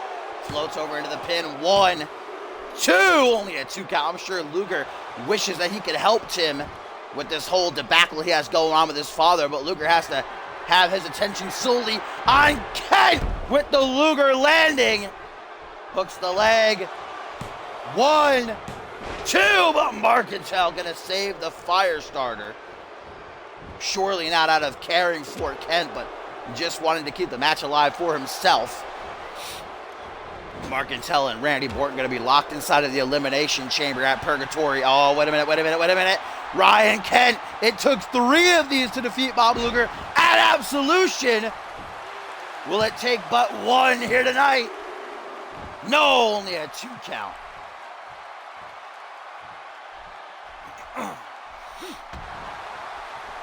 Forearm smash by Luger. Irish whip into the corner. Maybe looking to make a tag to Borton. No, Kent doesn't allow it. Wrong time to talk, Kent. Luger not going to have any of that. Puts him in the corner. Tag to Borton. Some teamwork between the two. Borton puts his boot up on the turnbuckle. Bob Luger just smashing Kent's head off of it. As I was saying, though, Borton Marcantel will be locked inside of the Devil's Playground, the Elimination Chamber at Purgatory. Joined by Guri Suckanov, John Reed, Josh Wolf, and Caden Kenner. The winner gets to head on to Ascendance for an Alpha World title opportunity. Vintage Borton with a butterfly DDT into the pin. He goes 1, 2, only a 2 count though. And Randy Borton going into the chamber is going to have the most experience. I gotta imagine that's why the CMV Universe, not only because they love them, because of his experience at Purgatory. That will be his 4th time entering an Elimination Chamber match. Move Thunder Bomb, but only a 2 count. Marcantel kind of mean-bugging Bob Luger back out onto the apron. Everybody else in that chamber, Marcantel, it'll be his 2nd time, but Guri Suckanov, John Reed, it'll be his 2nd time. For Josh Wolf, Caden Kenra, though, it'll be their 1st. Single knee face breaker from the fire starter. Lateral press. Looking to finish off the Milkman here, but only a 2 count. Yeah, Kent is eating a whole lot of damage in this matchup. He's like refusing to tag into Marcantel, as Borton now gonna take a Kent clash. A maneuver he's been on the wrong end of many times throughout his CMV career. Only a 2 count. Damn, Luger just fucking chucked out like garbage by Marcantel there. Oh, Bartowen by the Moo Moo Man. 1, 2, oh, not even a 2 count. Once again, the Big Red Machine, despite the fact that Kent refuses to tag out to him, not letting this match come to an end, and once more helps out Kent by knocking Borton off the top turnbuckle. You know, Borton and Luger certainly working very, very well together. Frequent tags, even working together for joint maneuvers. Still to come here on Genesis. Our main event up next, Feast or Fired. El Jefe, Bryce Hurt, one more time. Either El Jefe wins or he's gonzo. Kisses his career goodbye. Lateral press by Kent. 1, 2, but only a 2 count.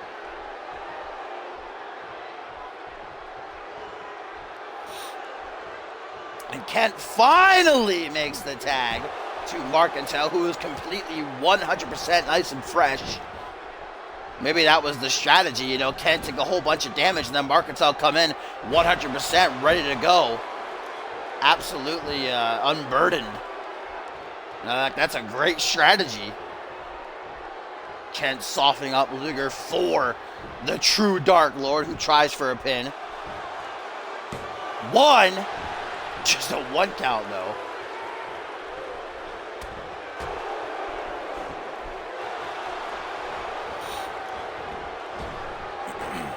Ooh, Marcantel going for a crossbody. That wouldn't have felt good. Luger, though, what's he trying for here? Shades of his papa, the legendary Lex Luger. Into the Torture Rack neck breaker. Marcantel could be done for already. 1.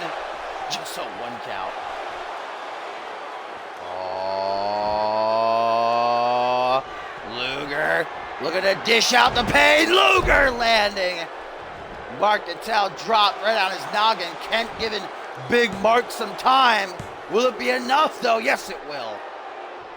The true Dark Lord able to survive. Damn, it is getting real dark outside. We're supposed to get thunderstorms. Hopefully this shit doesn't end up cutting out like it did on Fusion.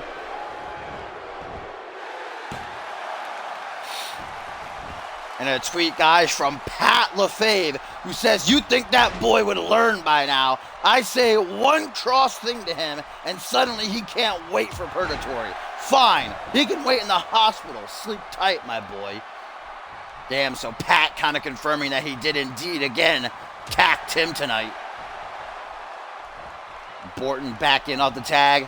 And these two men have quite a history. Randy Borton, welcome to Marcantel to CMV in his debut back in Season 2. Marcantel says that Borton is his prime target inside of the Elimination Chamber at Purgatory, just as he was last week. Marcantel said even if he doesn't win, so long as he eliminates Borton, he'll be satisfied. Bringing the Milkman up to his feet.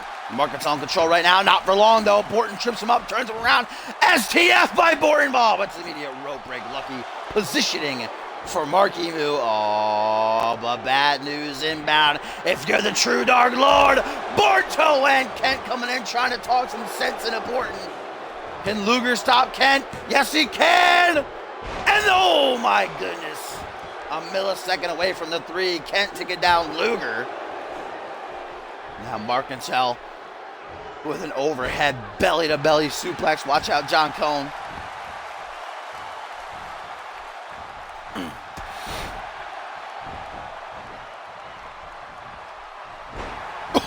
What a spine buster by Marcantel. Props up into a pin.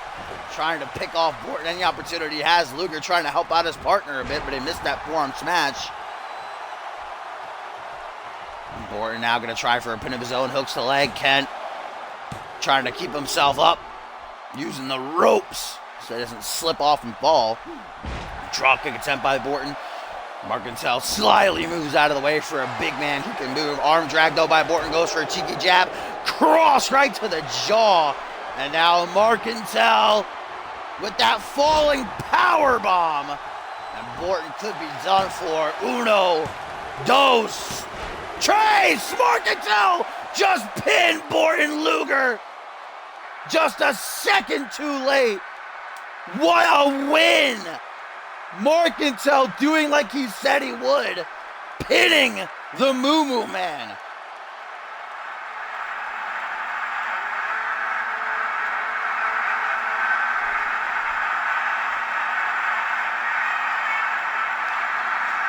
Ryan Kent and Marcantel victorious over the Dream Team, who nobody thought could be beaten. Marcantel backing up his words. Pitting Randy Borton. Look how close Luger was. Literally all like half a second.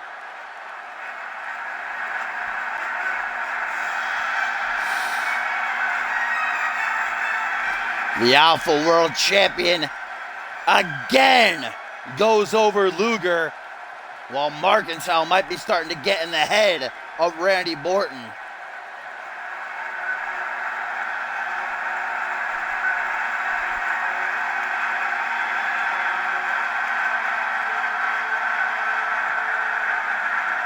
Like I said, I think they might have actually had that whole thing planned out. Kent took so much damage. He took a Luger landing and a Borton win, and then he tagged Marcantel, and who was 100% nice and fresh after Luger and Borton were already tired and exhausted, and Marcantel just picked him off because of it. Strategy, if you think about it.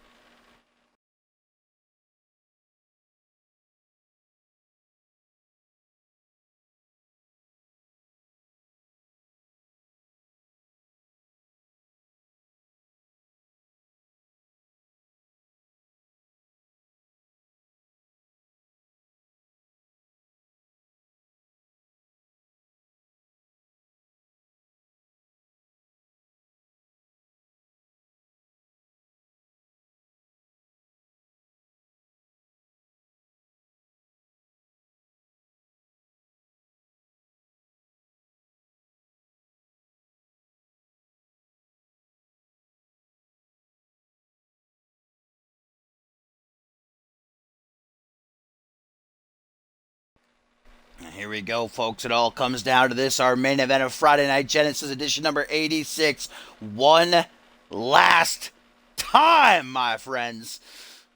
Either El Jefe wins tonight and becomes a 3-time light heavyweight champion, or Bryce Hurt ends the career of the human fish.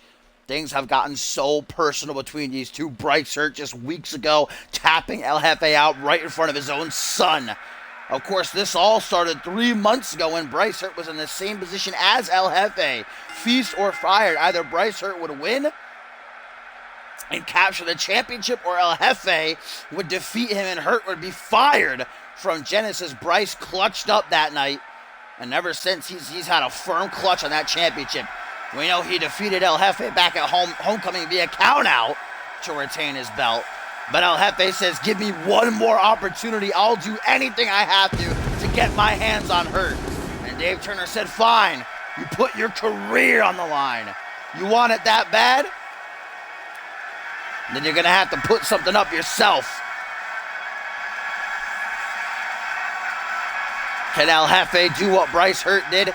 Can he dig down deep to protect his livelihood? The job that puts food on his table for his son? Or will Bryce Hurt stand over El Jefe yet again and bring an end to the era of the fish?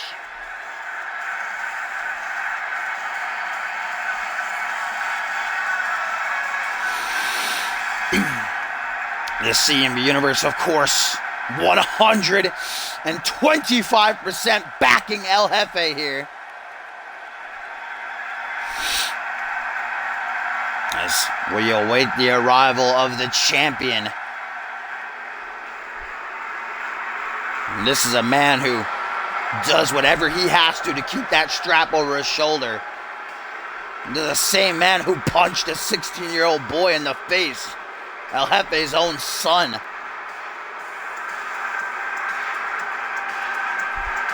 And I guess I gotta give Hurt some credit for not bringing Tito out here, coming out on his own. I 100% expected Big Tito the Burrito to be out here ringside. But Bryce Hurt wants to do this on his own, prove definitively once and for all that he is better than El Jefe.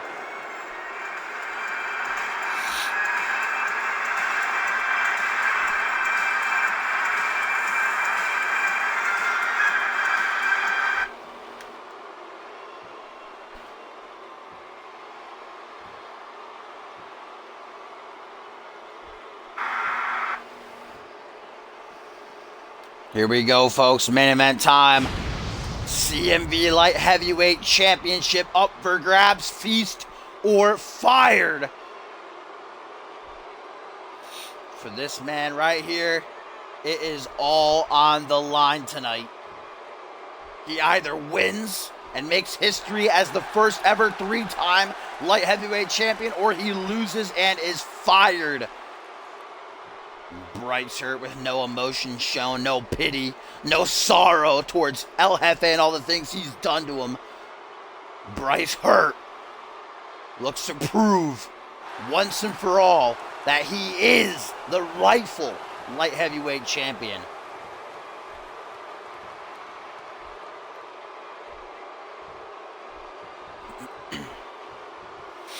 Bryce Hurt handing the championship gold off to John Cone.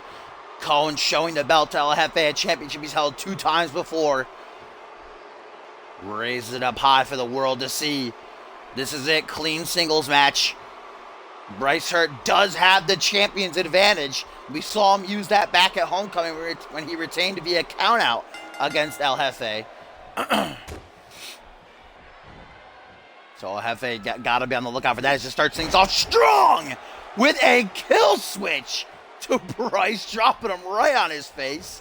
That's one way to get things started. That's one way to wake Bryce up.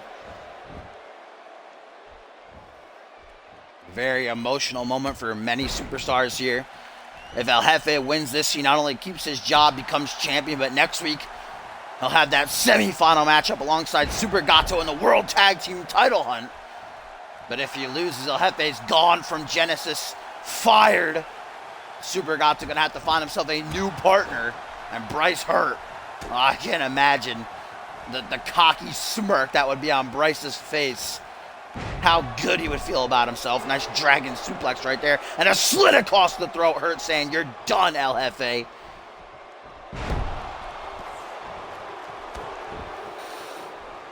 Stomp down onto the leg. Stomp down onto the leg yet again.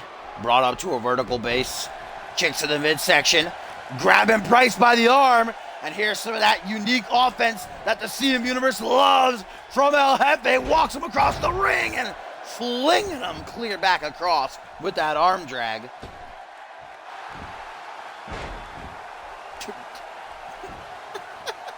Not too sure what happened there.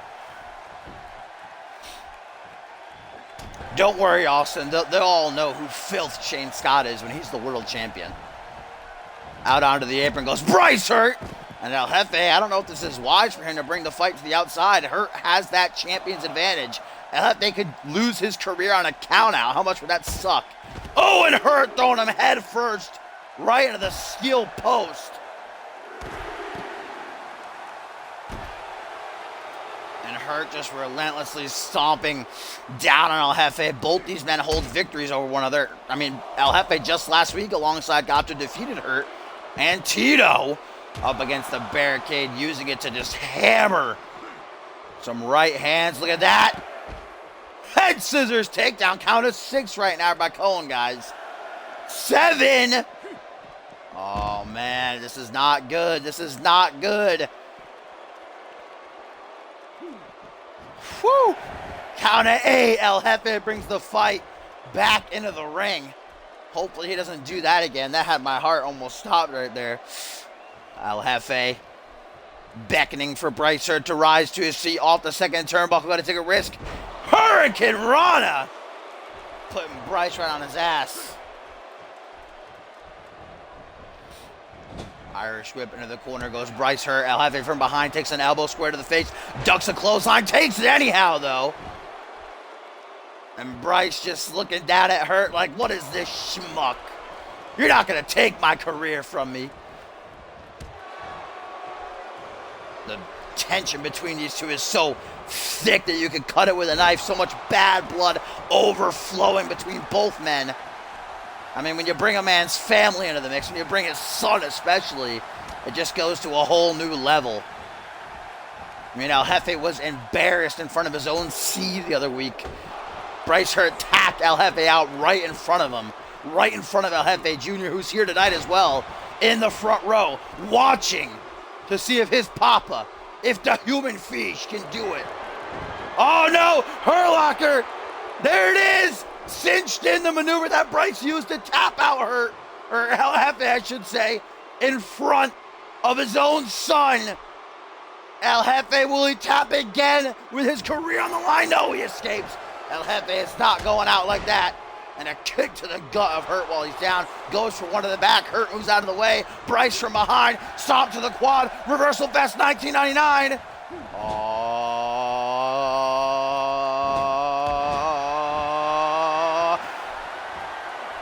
Gonna get a taste. I have fish dick, brother.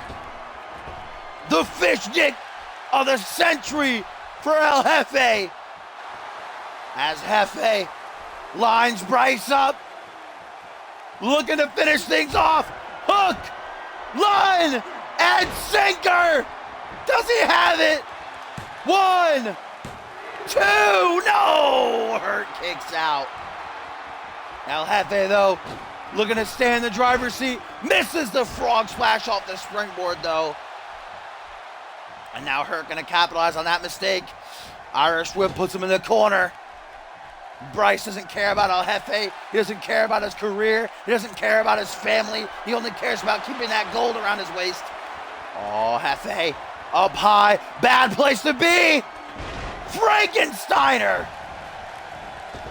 El Jefe off the ropes. Front flip. Oh, but he dodged it, did Bryce. And now from behind, grabbing El Jefe by the neck. Reverse DDT. Dragging El Jefe out of the corner, making sure there's no rope breaks. Lateral press, doesn't hook the leg against the man like El Jefe. That's a stupid mistake, only a 1 count. Now it's Bryce who's going to take a risk. Not a frequent flyer, but he too misses the frog splash attempt. Maybe trying to outshine El Jefe in this one, but he should focus on winning the match any way he has to. And that might mean using his champion's advantage. Oh, second time, El Jefe wants none of it. Bryce doesn't want to take that fish dig a second time. Propped up into a seated position, drop kick to the back of El Jefe's head. Again, going to try for a pin. Desperation pin attempt after desperation pin attempt. Though this might not be winning him the match, it is wearing down El Jefe, forcing him to exert his energy. And there's Vintage Hurt, allowing his ego to shine through as he taunts the universe. He knows they're behind El Jefe. He's making them pay for it. El Jefe with a back suplex. Can he get the kip up? Yes, he can. El Jefe's still got enough left in the tank. Going for the feet, but Bryce Hurt double boots to the chest, flings him back. Bryce gonna try for the pin again. Oh my god. Oh no, what is this? Oh, Hurt Locker again! Hurt Locker again locked in!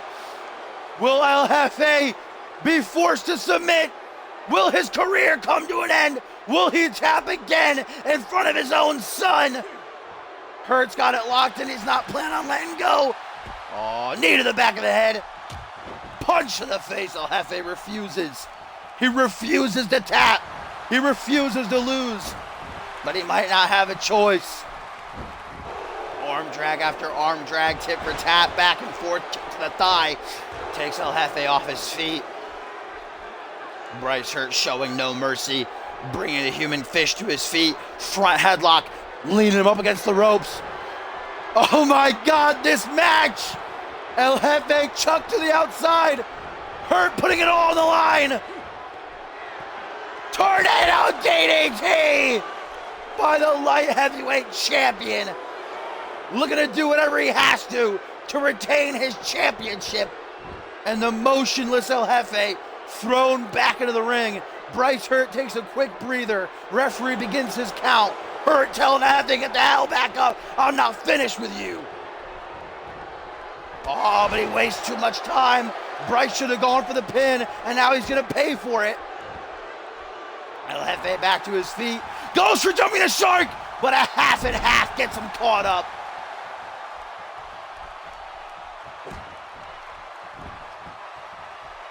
Bryce again in control as he puts the boot to the throat of the human fish, making him pay.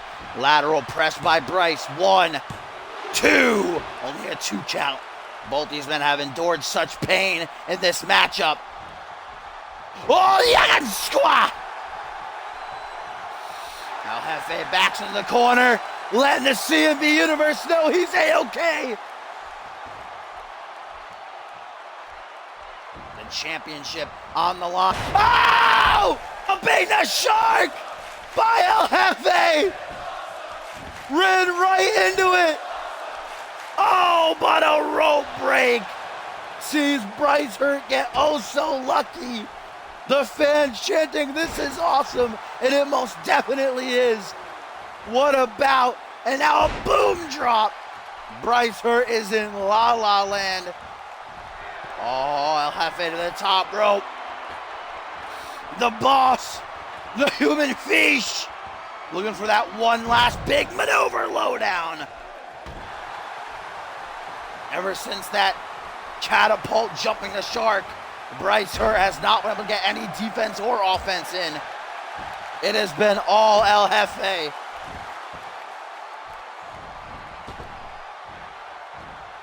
Another boom drop, double legs to the ribs. El Jefe, just out of instinct, flops to the pin. Only a 2 count though. Bryce Hurt got to figure out a way to turn the tides here. El Jefe's got his seatbelt on in the driver's seat right now. Not planning on getting chucked out. Rake in the eyes by El Jefe. Or to Bryce Hurt though. And into the Hurt Locker. Again, dirty heel tactics by Bryce Hurt. And will El Jefe be forced to tap out in front of his own son again? Will he lose his career? Bryce Hurt not letting go of El Jefe. He will not tap. And El Jefe now putting Bryce in the corner. Kick to the gut. Bryce catches him, trips him up. Hurt What do we got here? Woo! Figure 4 leg lock by Bryce, changing it up a bit. Still trying to tap out. The human fish, but he reverses the momentum. Puts the strain on Bryce's legs now. Bryce trying to get back to his feet. El Jefe, he knows he's mere moments away from keeping his career. Long blower! Oh, this is it. El Jefe in position. Hook! Line! And sinker! 1, 2, no! How? How, I ask you? Bryce kicking out of a second hook, line, and sinker. El Jefe furious, wondering just what he has to do to keep his career. Bryce hurt. You might not like him, but he's showing the heart of a champion here in this one. And I think he just might have shot for another hurt locker attempt. Lucky El Jefe was able to counter that. And speaking of counters, it's back and forth, man. It's 1999 up in here, no doubt about it. El Jefe shin breaker that I can squeeze. El Jefe can barely stand up. Both men's gas tanks beyond empty. But El Jefe looking to give Bryce Hurt a second taste. Oh, no, Bryce. What's El Jefe doing? Small package! El Jefe says, fuck this shit, fam. 1, 2. Oh, just a 2 count. Oh my goodness, the spots in this match, the high moments, the close calls. Both these men know this is the biggest match in their careers, perhaps El Jefe's last match with El Jefe. Once again, shoving that fifth kick right down Bryce's throat, adding insult to injury. Down on one knee, though, El Jefe cannot capitalize. He is unable to. Tries for the pin now after a couple of seconds. Might be too late. No! Oh, my God. 2.99999. El Jefe dusts off his shoulders, takes a deep breath. One more time. Hook, line, and sinker. 1, 2. You have got to be kidding me. Bryce Hurt kicking out of a third hook, line, and sinker has gotten in to the light heavyweight champion. I have never seen a performance like this before from Bryce Hurt. Both these men just not willing to die, not willing to lose. Snap neck breaker by Bryce Hurt. Oh, now look at this. How unfortunate it would be if this match has to end via ref's interference. El Jefe is damaged. John Cone checking on him. Bryce Hurt doesn't care. Goes for the pin, but just a 1 count. And remember, El Jefe did come into this matchup with a minor concussion after that tag team match last week. And still, he's putting on the performance of the century. That concussion might have just gotten even worse. John Cone having thoughts about ending this match. Calling it. And ending the career of El Jefe as well. El Jefe now motionless. And Bryce Hurt kneels down once again, locking in the Hurt Locker.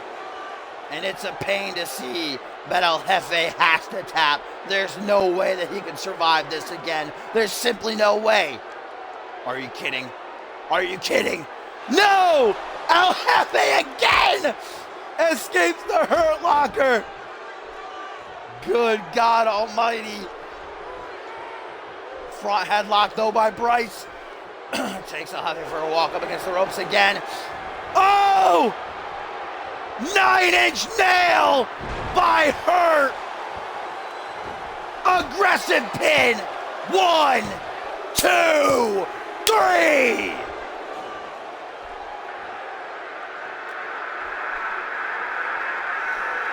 Wow.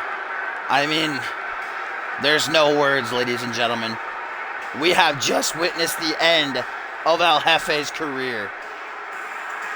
Bryce Hurt retains the championship, and the crowd is just absolutely dead silent. They cannot believe what they just witnessed. What a match! An early contender for Match of the Year 2019, and the last match of El Jefe's Genesis career.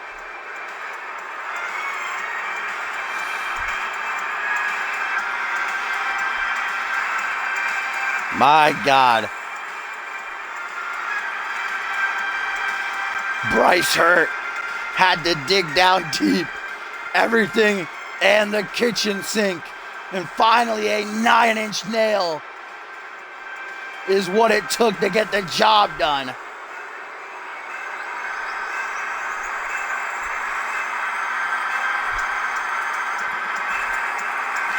Bryce Hurt remains the CMV light heavyweight champion.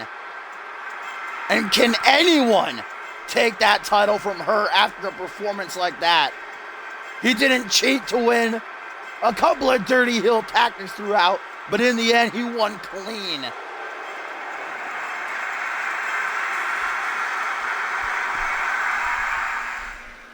Whew. My goodness, I have no voice at all. Whew.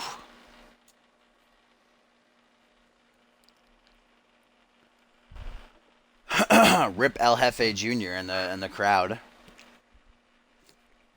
Had to watch that. Ugh, the seltzer is so gross. Tim, are you home yet? We get that dank Tim commentary.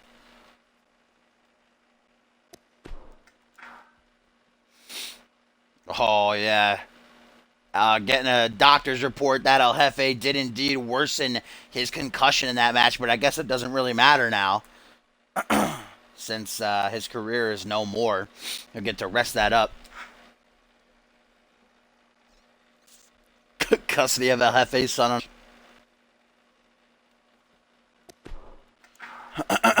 Whoa, no.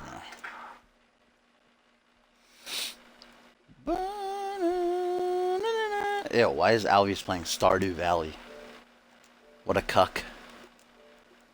Batman, are you home? What's Gumble doing? Let's get Gumble in here. Tim, I don't see you online though, fam. There's Batman. We gotta welcome back Tim. The Tim live event reunion tour.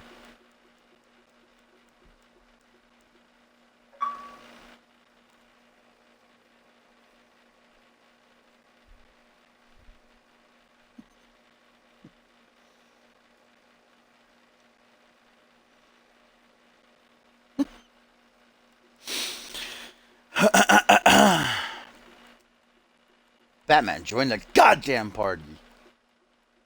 You cuck.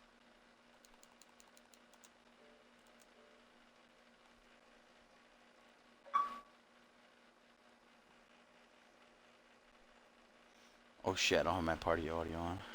Party audio.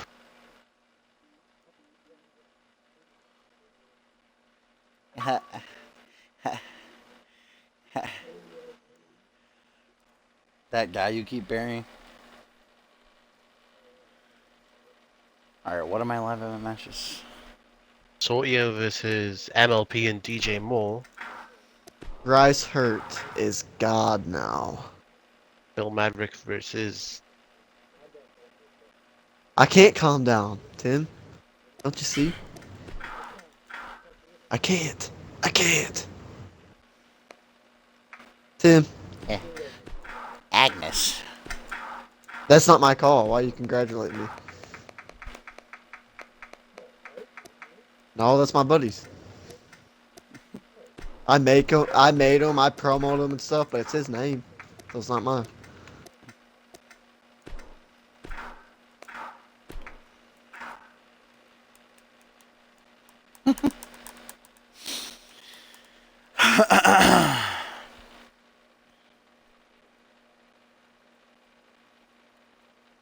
That wasn't on slow though. Actually, if you put it on slow, the matches are shorter. Man. What? They, if you put it on slow, the matches are shorter because they do more damage before hitting their No, they're finisher. not. So it I usually put that, ends no, it's not. quicker. I put that, 10L Vitor match on slow, and it was like Yeah, that match was an hour fucking long. terrible. What? It was the best match ever. It went on way too long, then it ended via a fucking arm breaker.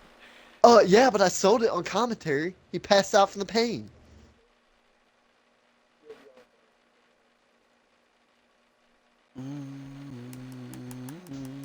Hey, what's up, Tim? Pretty You upset, did man. dynamic. I'm Oh. about to start the live event.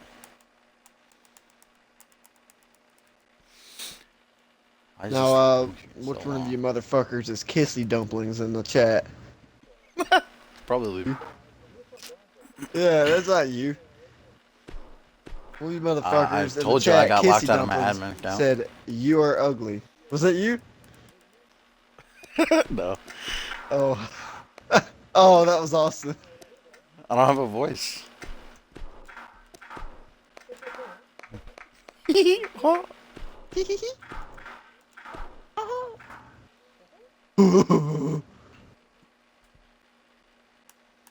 Batman, Hey. you're gonna send that whisper to Topher though before he puts a Huff in on a match? Dude, shut the fuck up. Nice spoilers. God damn. Do you don't think I talk about people that I have storylines planned with? Nobody's in here but Austin and Dynamic. Austin, Dynamic, Hardline, Topher, Maury. Fagwent, There's other whoever that people that's is. just not talking. Solar's here, Victor. Mexico, Borton's here, Gumble's here, Tim's here, Borton. Schmitty 9696. Dude, there's as much mods as there's viewers. Kid and Kinder versus Pat I know. LaFave.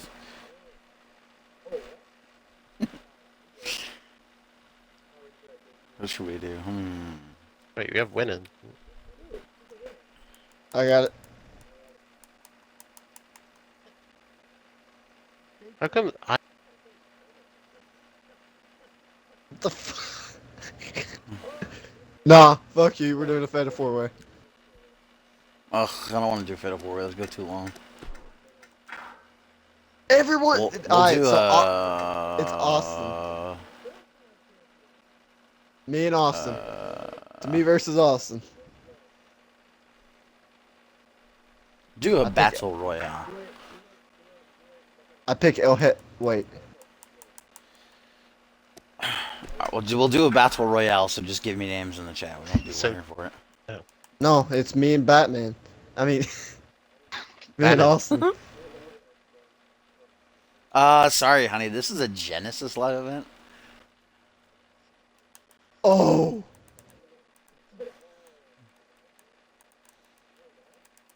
Genesis Stop does doing suck. winners. Oh my god, my witch. Nice. Stop doing winners. Just Rick put Green. names I'm in trying the to- chat. I'm trying Rick to find the Reed. guy I want. Rick Ver. I pick Austin Murdoch. throwing in Joey Bacon rip. Murdoch. Who? Murdoch. Who's that? You know. The guy you wanted to face, Undertaker. Not Rubik.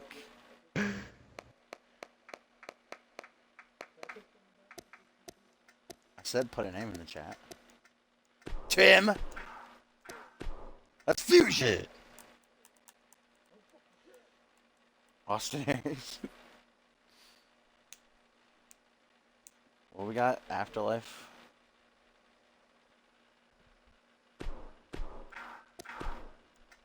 Alright, I need one more. That's Fusion.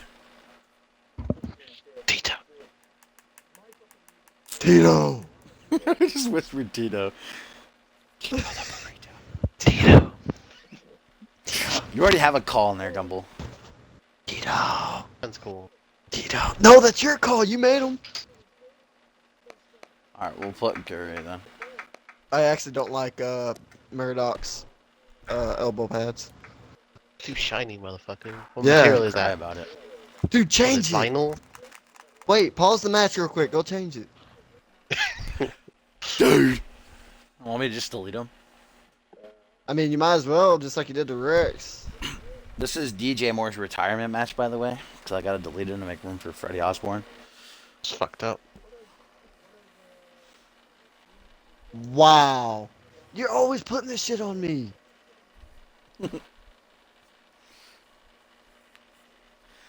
My name's Murdoch. Why'd you have to put Murdoch's Rex from voice in Green every Bay. call? Yeah. Every one of my calls, he thinks they're. Well, Murdoch is Southern. No, he's not. What? Murdoch's is. not Southern. Sorry, honey. Sorry, honey. He's from much- Green Bay, Wisconsin. How much you want to bet if I go in and check where he's from in the game? It's from some hick town. It's from Green Bay. I bet you $150. Oh, I almost forgot to turn off entrances.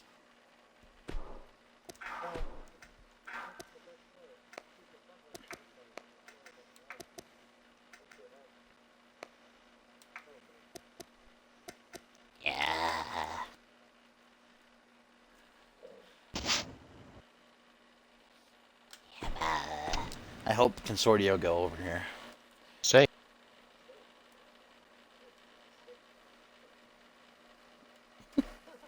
I'll play it just for you.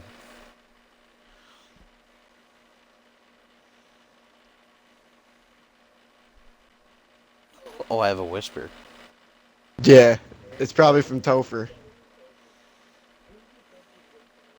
It's actually from Phil, Austin. apparently. Yeah, Austin, I appreciate it, man. Austin's We the just dab in biggest the chat Schmitty real fan quick. in the chat right now. I'll whisper you back after the show's over, Austin. That's weird. I didn't think you got whispers during your streams. Huh. Not yours. I hate you. This is my favorite face.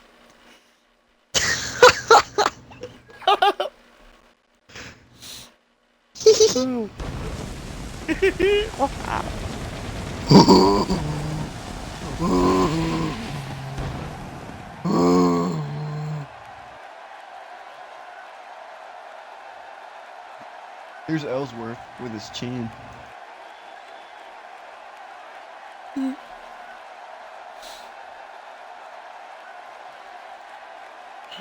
Austin, he always did you- messages did you- us at 3. Did you see the NXT fucking gang jump down my throat for not retweeting Implosion poster? Oh, is that why he made that post? Yeah, and then Aaron and Cop fucking sent shit at me on Twitter.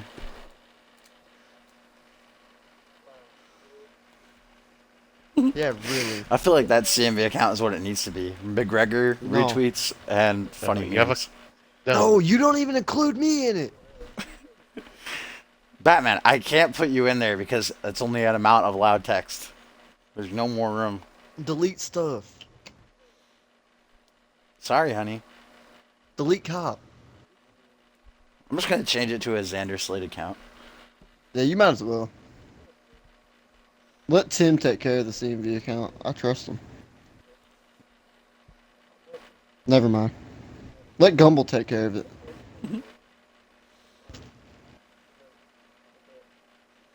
You're just too nice for my liking. You better be. Alright, hold on. Getting into character.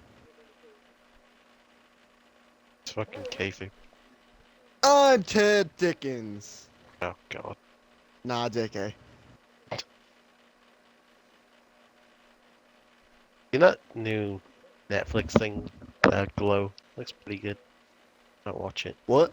I don't like women. You talking about Hmm? that Female preview? wrestling thing. Oh, fuck. No, I'm thinking of something else. It's supposed to be good. Everyone's saying it's good, so probably gonna watch that shit. Tim, you're a heel. Mm-hmm.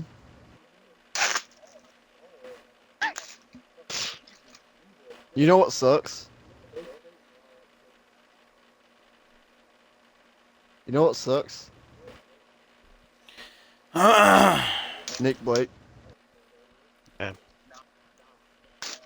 Yeah, with a neck breaker. He doesn't even have the head trauma no more. Yeah. Batman, call You this match for me. literally beat him with a fucking backpack stunner. No, but I can't call this match. What? Shh. Look like one with a tornado DDT. Yeah, he did. Change it to a backpack stunner. Like He Brody said- Hallen. he said it looked Hashtag stupid. caveman. He said it looks stupid because Said it Killer looks Voodoo stupid. on Change it NXT to a- has it. Change it to Brody. I switched into the fucking- Poison Mist Claw. And the secondary finisher is the love handle. Batman, are you gonna commentate this match for me or If not? I lose to No. a fucking alien weird truck, There's I'm gonna a kill myself. delay. I can't. Yes, you can. If anybody can, you can. 20 what?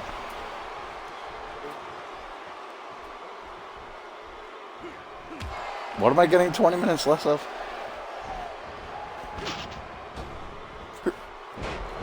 Huh?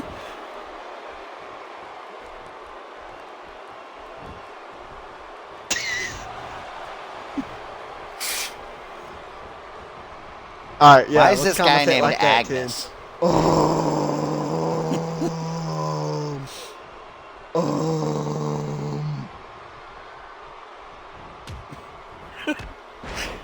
Whoa! Whoa! Now she has to go do the dishes. What a maneuver. Oh man, he's calling for something. He's gonna turn him around. He's gonna knee him in the skull and turn around with a discus clothesline, boy. Sorry, that was a discus lariat. Dude, What clothesline a lariat, difference. same thing, kiddo. Sorry, honey. All right, tell think me the so. difference between a clothesline and a lariat. I actually don't know, but I've always thought No, that, you're so garbage. Shut up. I I've hate always you. thought that it's because one of them hits with the forearm and one of them hits with the bicep. That's What? that's what I think it No, is. the forearm is the outside part. The other part's the wrist. Look, I don't think so. I think you're wrong. I'm pretty sure I'm right, kid. Sorry. Prove it. DJ Moore's last match, and he's teaming with MLP. MLP is a future world. Kamehameha! Oh, come Future what? DJ Moore is going to go out of CMV by Who the burying hell doubles is tag that team. That's good enough skinny-ass for me. white dude? Oh, Is that DJ Moore. Less is more. Who was that guy with the blonde hair, and he was originally in the corporation? 1, 2. Oh, Wendell Grace. Yeah, Wendell Grace. Bring him back. It does look like him. He got skinny. Lost his It's muscle his last mass. match because I have to make room for imaginary friends, Maury. Oh my How gosh, does he it doesn't feel even know you're that that's the destroying name. career of DJ Moore. Bro, he doesn't even know that that's the name of the team.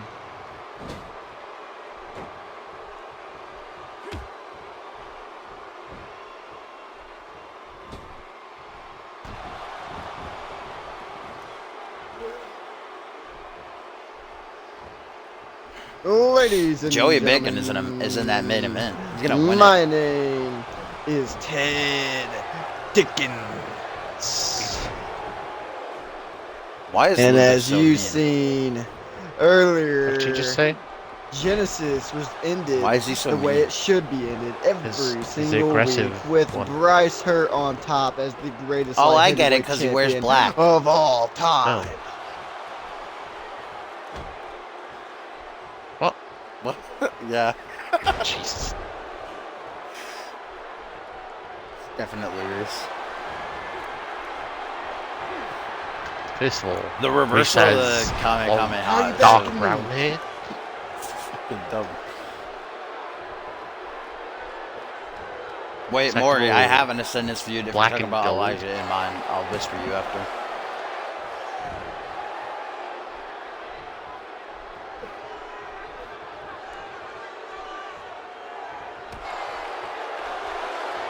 Can't wait for the Slick B Memorial Battle Royale Part 2.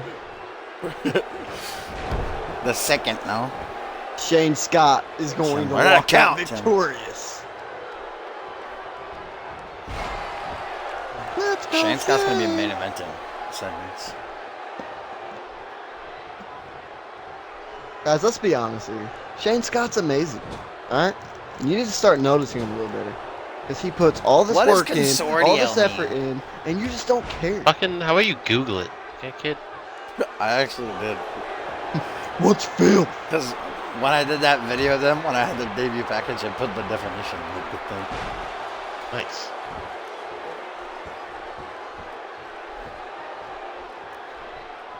Oh, here Why don't you comes the fucking legendary Google the names as MLP. well, instead of saying this dumb motherfuckers. Agnes. You mean Cadmus? Isn't that guy that was in TNA? Why don't you get original? But Agnes? No. yeah, you should probably kill yourself. Wow, you think Filth is a joke to me? I'll be completely honest. I haven't read any of his promos. I don't have to. I have. Wait, did, Alright, Gumbo, I didn't even recap one of his promos for us. I've read every single Filth promo from top to bottom. 10 That's times. weird. You haven't recapped a single one on stream. That's because they're not like recap worthy. Wow. What? Every promo is recap worthy. Are you stupid? Just because he's not the on your Shane screen Scott right now promos doesn't have mean to you do don't with the recap the promo. storyline. Oh, okay, so for the next Shane Scott promo, I'll say, yeah, he was sitting in a car smoking a cigarette. Talk Yeah, because everybody cares about that. I Everybody see you. He was does. mean to Troy Myers in one promo. You know what? I'm about to give this a recap. Let me read it. I haven't had a chance to recap that one yet. Wow, Next one, okay. Sid. Okay. Yeah, I Yeah, I mean, you wonder should why recap like actually. me, like Maybe I we did should to that, book him. like I that. did to that promo that Gumbo and Tim had. Uh, Wait, Gumbo he never won? replied. Remember you said you were going to do that Alistair Knox promo? What happened to that? Gumbo, it's been Said- 5 I months. literally said it in a few days, motherfucker. You're champion! Promo now! No, fuck you. Wait, he's champion? Fucking rising star. Yeah, you champion. want a Rising Star title. That's still a thing? That's such an awful idea. Dashing, give me the Rising Star title. Because I could actually use it on a developmental show. What? No, everybody's forgotten about Wait. AGW. Probably, because I can't stream it right now. Because nobody likes you, Tim. I do. I'm calling him. Fucking Borton saying Gumbo coming out. Fuck you, Borton. Gumbo, all I'm saying is we had this great storyline planned, and you did not post the promo. I mean, Remember when you buried Odio Jr. is the one call I told you not to bury? Remember when you said you were going to carry the Rise feud with Undertaker, and you haven't made a second promo yet? That's because the second promo is not ready to be done yet. What? It was ready to be done like a week ago, kid. Undertaker literally showed up Sorry, last buddy. week's show. No, Sorry, because honey. we just had a show. So you promo before that show streams so you can recap it on that show. That sounds stupid. You're dumb. Sorry, kid. This match about to end and count out. nice. This Consortio just beating the shit out of MLP and not letting them move. They keep doing wheelbarrows.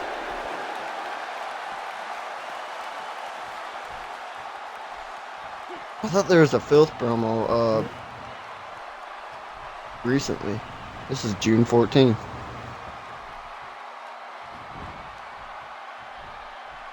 Why is the font so small? Hold Get a on, I magnifying glass. gotta get my better reading glasses.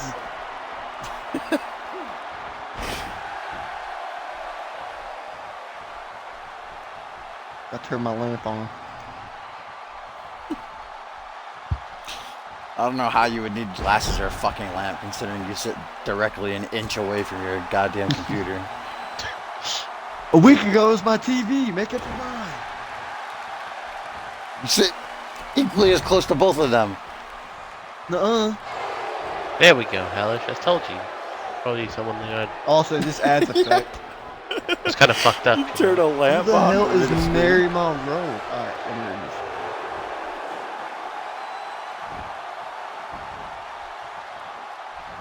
Does gold cost $60 though?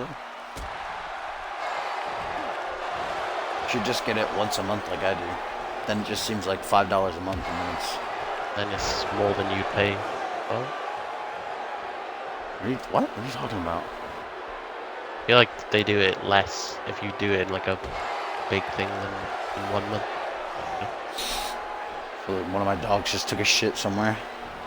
Nice. Why do you let him out? Because I'm doing the show right now. Could have let him out in the loading screen. Whoa, shatter machine. Actually, can't remember what the name of it. But They still didn't win. the shit I do like. I zoned out when I was reading this, and I thought he was about to fuck this chick, but it's actually an interview. Yeah, that's what I thought too when I first read it. I thought she was like trying to a unhook her bra. I thought he was gonna fuck Troy Myers. He's in this? I gotta read it now. He's in one of the other ones. Whoa, what just happened? What? The bitch just went to the tag fit and then left the ring. Nice. Hello? Hello? Gonna try again, don't worry, Gimbal. He's getting drunk on this Oh, promo. In this promo, not on. Schmitty should fire him. Oh. Fun fact, Austin. Batman originally wanted to have Shane Scott in Lineage. That wasn't fun. You don't think I didn't talk to Austin I about want that my money. first? I want my fucking money back. Money back? What are you talking about, Gumble? This is like the fourth Or a time you said refund. that. For what? Unfun fact.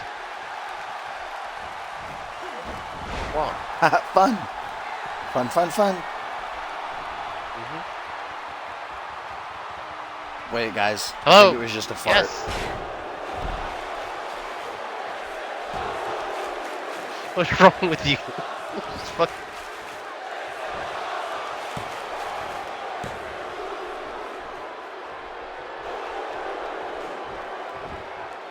Yeah. I've done the Ken The part video now. of truth. That's what we're gonna say. Oh, I think Consortio Why gonna the get buried. fuck does MLP have a fucking... Are you okay?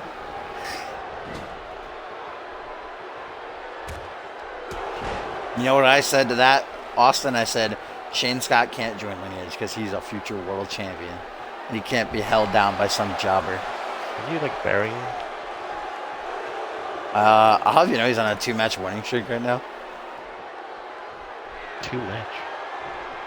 Better than Reese. Did We'll you just see. call I Schmitty book a him against jobber? Troy Myers. When Schmitty is literally running Fusion by himself.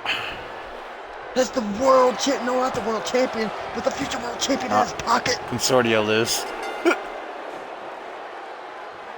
What? DJ Moore did that retirement win though. Nice.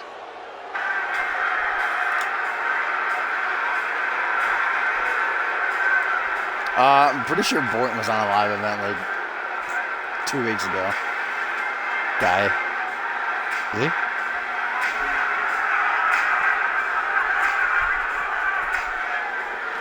Rip DJ Moore, never forget to return on 2K18.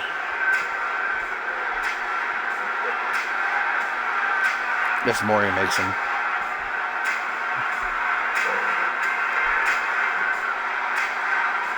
Yeah, Maury makes the calls we forget about, like Rex Carter and DJ Moore and Shanaz Anthony. Actually, Trouble made Andoni. Maury gave him an attire. Reese Matthews is gender. How do you feel about that, Gumbo? So all Shane Scott's ever had in life are these 2 fists, and he ain't ever needed anything more than that. So he didn't need food, air, water, shelter, somewhere to sleep. He just needed a fighting chance. I'm being lied to right now in this promo.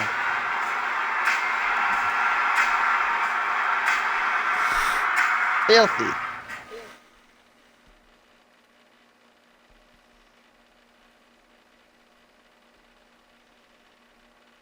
Shane Scott, more like Shane not. Why am I seeing this guy about 4 times a week? Holy shit! Can you not book him Who? every fucking El time? Guerrero Ferrosa. Yeah, I've seen him like fucking 4 times already. It's been 2 Dude, days. I feel like straight up 702 watched Lucha Underground. That's why he made this guy. And I That's feel like it's exactly because he how was in a Odio winter was match on reality wrestling. Please chill. Rally Wrestling is a live show. Why would it have a live show? Technically, they're all live shows. I'd be different now. Thank you. Actually is as well.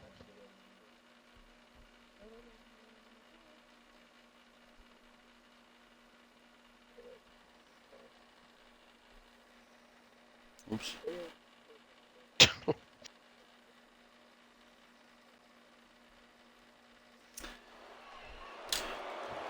Oh, fucking Oh, ball. great. Borton's here. He's gonna jerk off to our voices. Oh! But yes, El Guerrero Furioso is currently 3-0. Him and Joey Bacon actually defeated Bill Maverick and I liked it Crimson X awesome. the other day on Reality It Wrestling. was like, dipping into the character, but not too much, so there's still more to learn about him. You having a laugh. You having a fucking giggle. You having a giggle, mate? Having a fucking giggle. Swear me mum. Fucking wrecky, mate. Fucking Please stop. shit. 20 quid. 20 quid, swear me mum. You say that kind of stuff, Gumbel? No. Chat shit, get hit, bruv. Dear God. That's good. Actually, isn't it like talking pish? You guys say or something like No. that? No. Some dumb shit like that I hear all the time. Phoenix splash off the second rope. Gumbel, how do you feel about it? I mean, why wouldn't he? Remember when Bannon had a Phoenix splash? See, Gumble, that's a Yeah. call. Yeah, it's first ever match. Whipped it out. He's on a 5-win streak until I don't know. He lost, I guess. Yeah, that makes sense. People are usually on winning streaks until they lose. I know. That's why I said it. Everything I say makes sense. You'll soon realize that. It's kind of an unnecessary thing to say. I was I don't losing care. until I won.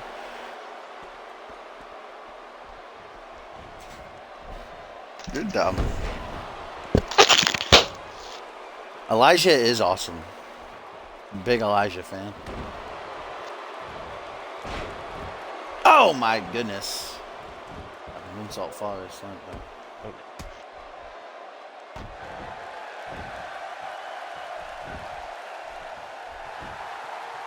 It's the guy I directed to the site, okay? Don't make fun of him.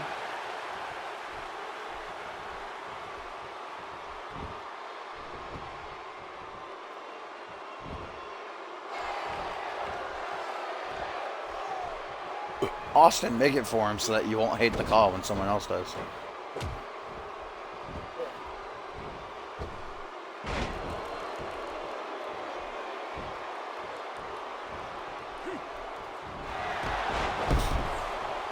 Lie detector.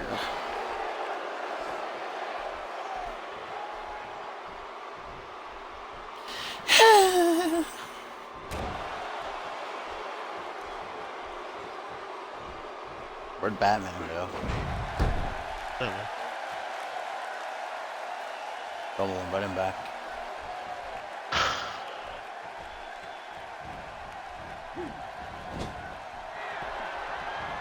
Oh, look at him on a comeback. Oh, yeah. Oh, woo, woo, woo. You know it, bro.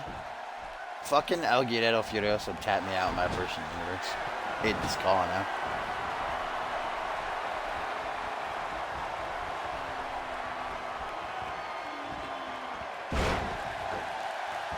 Austin, are you gonna make the call though? But Austin, are you gonna do it? Are you gonna put him on the Ascendance poster? No one else will do it. I'll do it.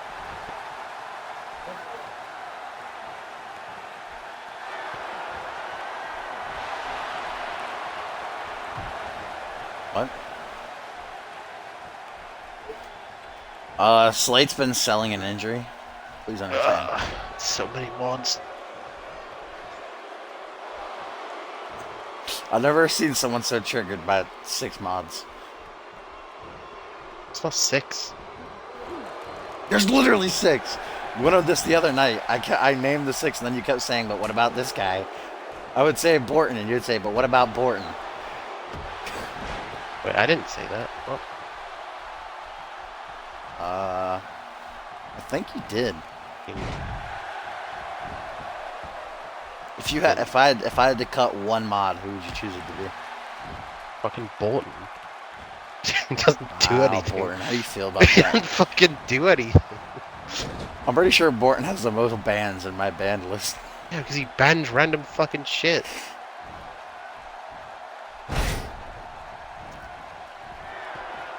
No idea. Probably bans Batman every time he says, "Time me out." Some shit. Fucking. Oh, Bill Maverick will give her the win. Bitch. He wasn't the fucking host, kid. Body! 1, 2, 3, and El Guidado takes his first loss. Good. Fuck me. Wow. Gumbo, why are you in such a sour mood? Because he kicked me. Is it because Clive lost? No. It's because he sucks at Friday the 13th.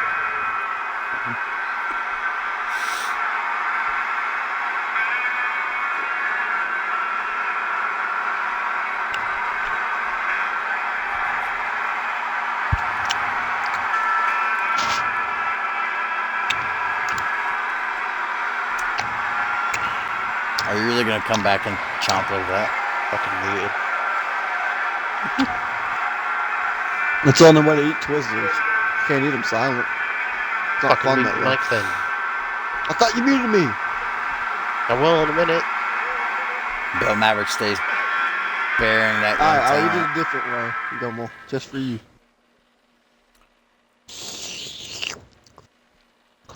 What, Topher, you're going to work right now? Isn't it like 10 over there? You're dumb. Real dumb. Look how big Joey Bacon's head is. Jesus Christ, I got bacon and Gurry in there. Everyone's Fucking little big. Rubik. Let's fuck, except for Rubik and that guy. Wait, I gotta message Alvius and tell him that Murdoch fucking isn't awesome big. booked his It's call like again. a pussy. Murdoch's like 6'7". What? Is he actually? Topher, you said best get to work. Yeah, he's on about fucking modding. Oh my god. I don't know what he's fucking on about. Never do that accent again. You fucking. Oh god. Do it again. Oh, big dog. Long time no see.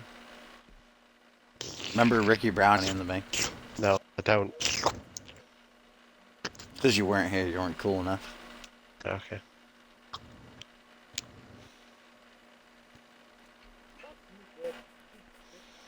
Yeah, Gumble. Little bitch. Yeah, No, Friday the 13th. bitch. Oh god. Gumble, that game was actually really fun. I haven't played it Huh? too much. But like the fact that you can only talk to people in game chat when you're near them is pretty fucking cool. That group would be funny as well. Yeah, I did heard you that add game's them? just I didn't one add big any bug. of them. No. Fuck. Well, I'm sure we could add one of them. Probably on Dude, recent did you play. hear that girl was getting pissed I've always off at me wondered- because apparently she's got one eye, and I didn't know it, and I was making fun of Jason's No, one she- eye. she's blind in one eye or some shit. Oh, I Why said, is there he's a, only got one eye hole, and she got mad. I've always wondered why is there a hyphen between 6 and man. Why?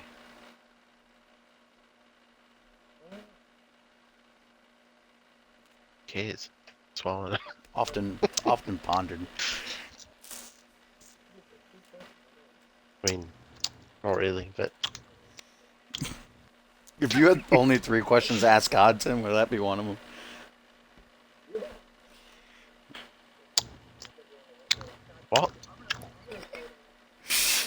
What's wrong with you?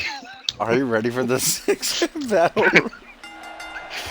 Oh, we got, oh my god. Joey Bacon, Afterlife, and Gary stepping out.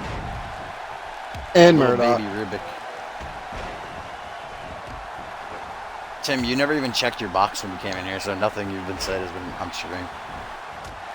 Oh, check it both. Now I get it. Yeah, I thought you meant like.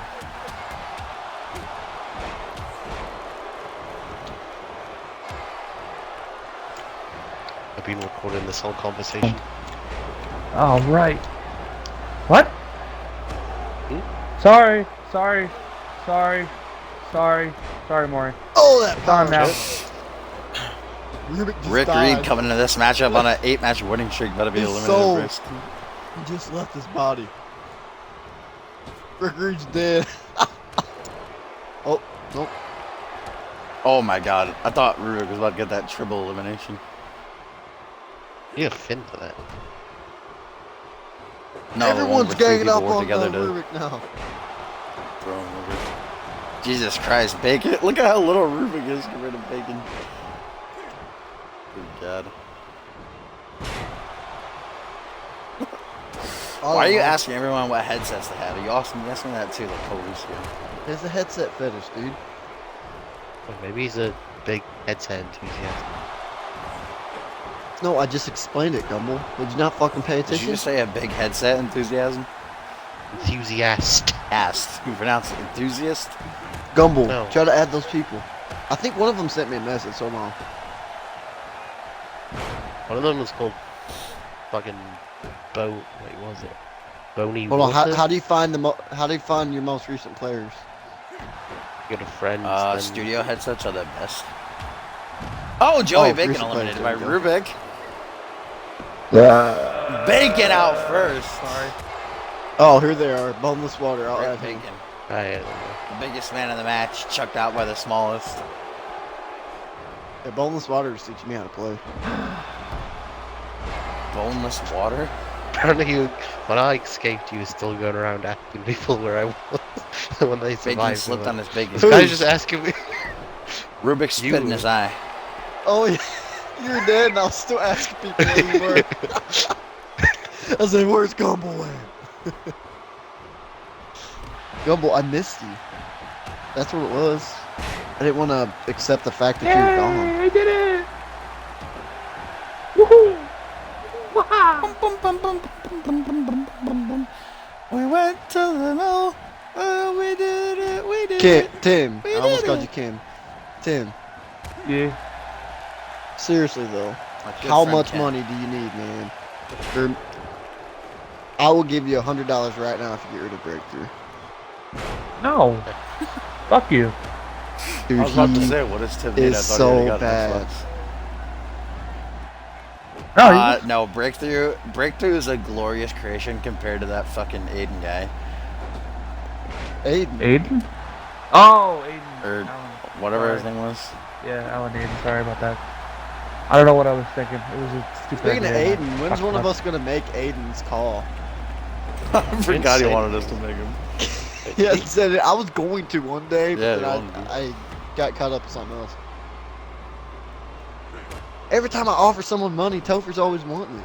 Topher, do you need help? I mean, I want money. I have money. It's free money. Who doesn't want it? Gumbel, you get everything I get on my account, alright? And it's not gonna be anything for a long time as I'm saving up a shit ton. Some guy came in reality wrestling yesterday and gave me 10 bits. Oh, that? which reminds me, somebody left a comment on one of my videos. His name is Yeah. Blue Oh my god. Goku.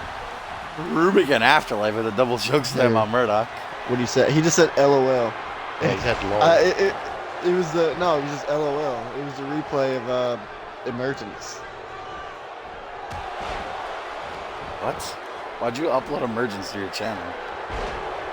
This isn't a fucking secret to you. Do I have to fucking explain myself again? I'm not gonna. Stop replaying recent pay-per-views. That's dumb. No, Emergence is a good paper. You're doing all the old ones, so I want to do the Plus, new ones. fucking so people Twitch who comes replay in is like, oh, retarded this is 'cause what's it- happening now, so that's cool. I want It to keeps tune in. cutting the length. Not mine. Like, No. I uploaded It- Elimination Chamber and it fucking came out at 36 It cuts minutes. the length of how you had it when you uploaded it. or started it or something like that. So you got to restart the thing and then pause it and then do it I don't think so. when you stream it. You do, buddy. Sorry. Nope, sorry. What? That's not how it works. Why are you apologizing to me? I ain't mad. Oh, Rubik can get a second elimination. Fucking of course it's Murdoch too. Did Rick Reed just push Curry? Look at that. You wait for Yeah, me, he did. man. Too close. You smell. He just pushed him. With a gun.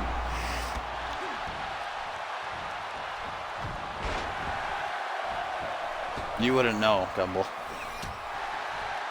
I've had your dick pic. Rubik just teamed up with everyone in this match. Hey man, let's team.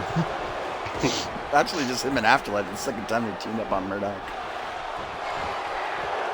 I heard he's part of that thing called Rise. Let's get him. Like the battle of the factions here. Hellfire Club, Jay Davis's Army, Rise. Nah. Sorry. How long do you think before Jay Davis turns on his army? Pretty soon. Give it like 2 days. Topher, you left the comment, didn't you? Yeah, as soon as it says, what is this? And did El Jefe win? If not, I quit. I don't even think El Jefe was Rubik! on that, was he? Yeah, he was. Oh! Fuck the trash game. Fuck off. Wait, how did See, Murdoch survive his Murdoch's finish? not going to get eliminated because he's the best. The best of the best. The best of the best of the best. He's This the best of the best promotion of the best. Right Of the has best. to now, offer.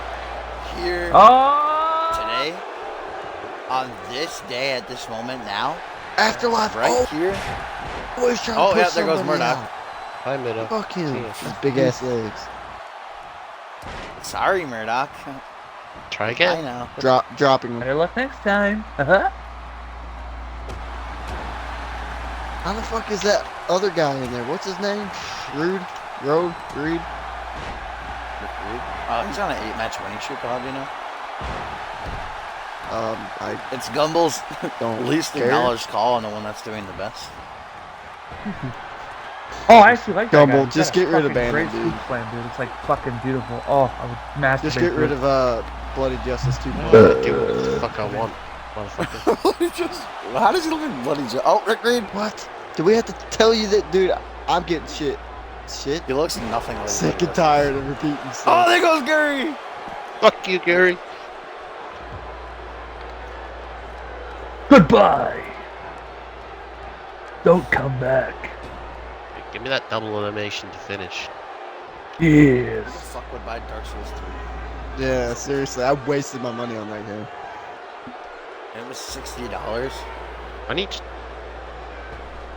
feel like It's a Yeah, I was hard gonna game. That's why people like it. I can't play it. I it's supposed like to be a good game. Look, I Rubik just got literally real could upset. not Rick Reed beat didn't the want to beginning. double team with him. There's a Oh, Rubik! tutorial boss or whatever. I Rubik! can't beat him. Wow. Oh, there goes Afterlife. Oh, not me. Nice. Afterlife? More like Let's afterthought. go, Rubik. Let's go, go, Rick Rubik. Reed. Let's go, Rick Reed. Let's go, Rick Reed. You do that well better, or you do that voice better when you have a horse voice. Well, there's no horse. Tim, I don't have a horse. Yeah, he don't You have a horse voice. I'm so sorry. Oh my god, I Do you just know want what to a kill horse myself, voice dude. sounds like? Again and again and Oh, again and Rick again and Reed. again and again. Yeah, the stream just buffered Gumbel's for me. call he does not care about. Now Literally. on a 9-match winning streak. What the fuck Literally. is this guy doing?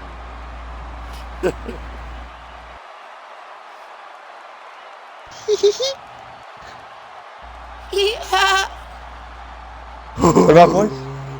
Oh yeah, I get it. Remove any number spell cards from this card. Hoi, hoi, hoi, hoi, hoi. So there's a Billy Seeks on Unmatched, and he has Luke Jetty's hair and Billy's name. You know what this means? Rick Reed's gonna win the second annual Slick Memorial Battle Royal. Call on it now. Confirmed?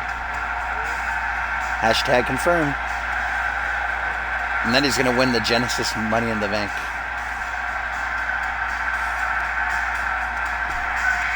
Which I did the math, and Battle Scars is actually going to be the season finale. I think. Yeah, boy. Or maybe Yeah. Retribution. That's what you said. God, you're so. The one I actually, I got said is pretty Exodus. good, Austin. I don't know if you could hear me very well, but it's a pretty good headset. Pretty cheap. As always, ladies and gentlemen, thank you for joining me. If you want to see more, make sure you follow me. You want to check out our website, communityuniverse.foremotion.com. Exclamation point join in the chat. Exclamation point CMV to learn more about us. Get a link to the site and all that jazz. And I'll see you on Monday for some. It's lit, Dad. Just follow your heart.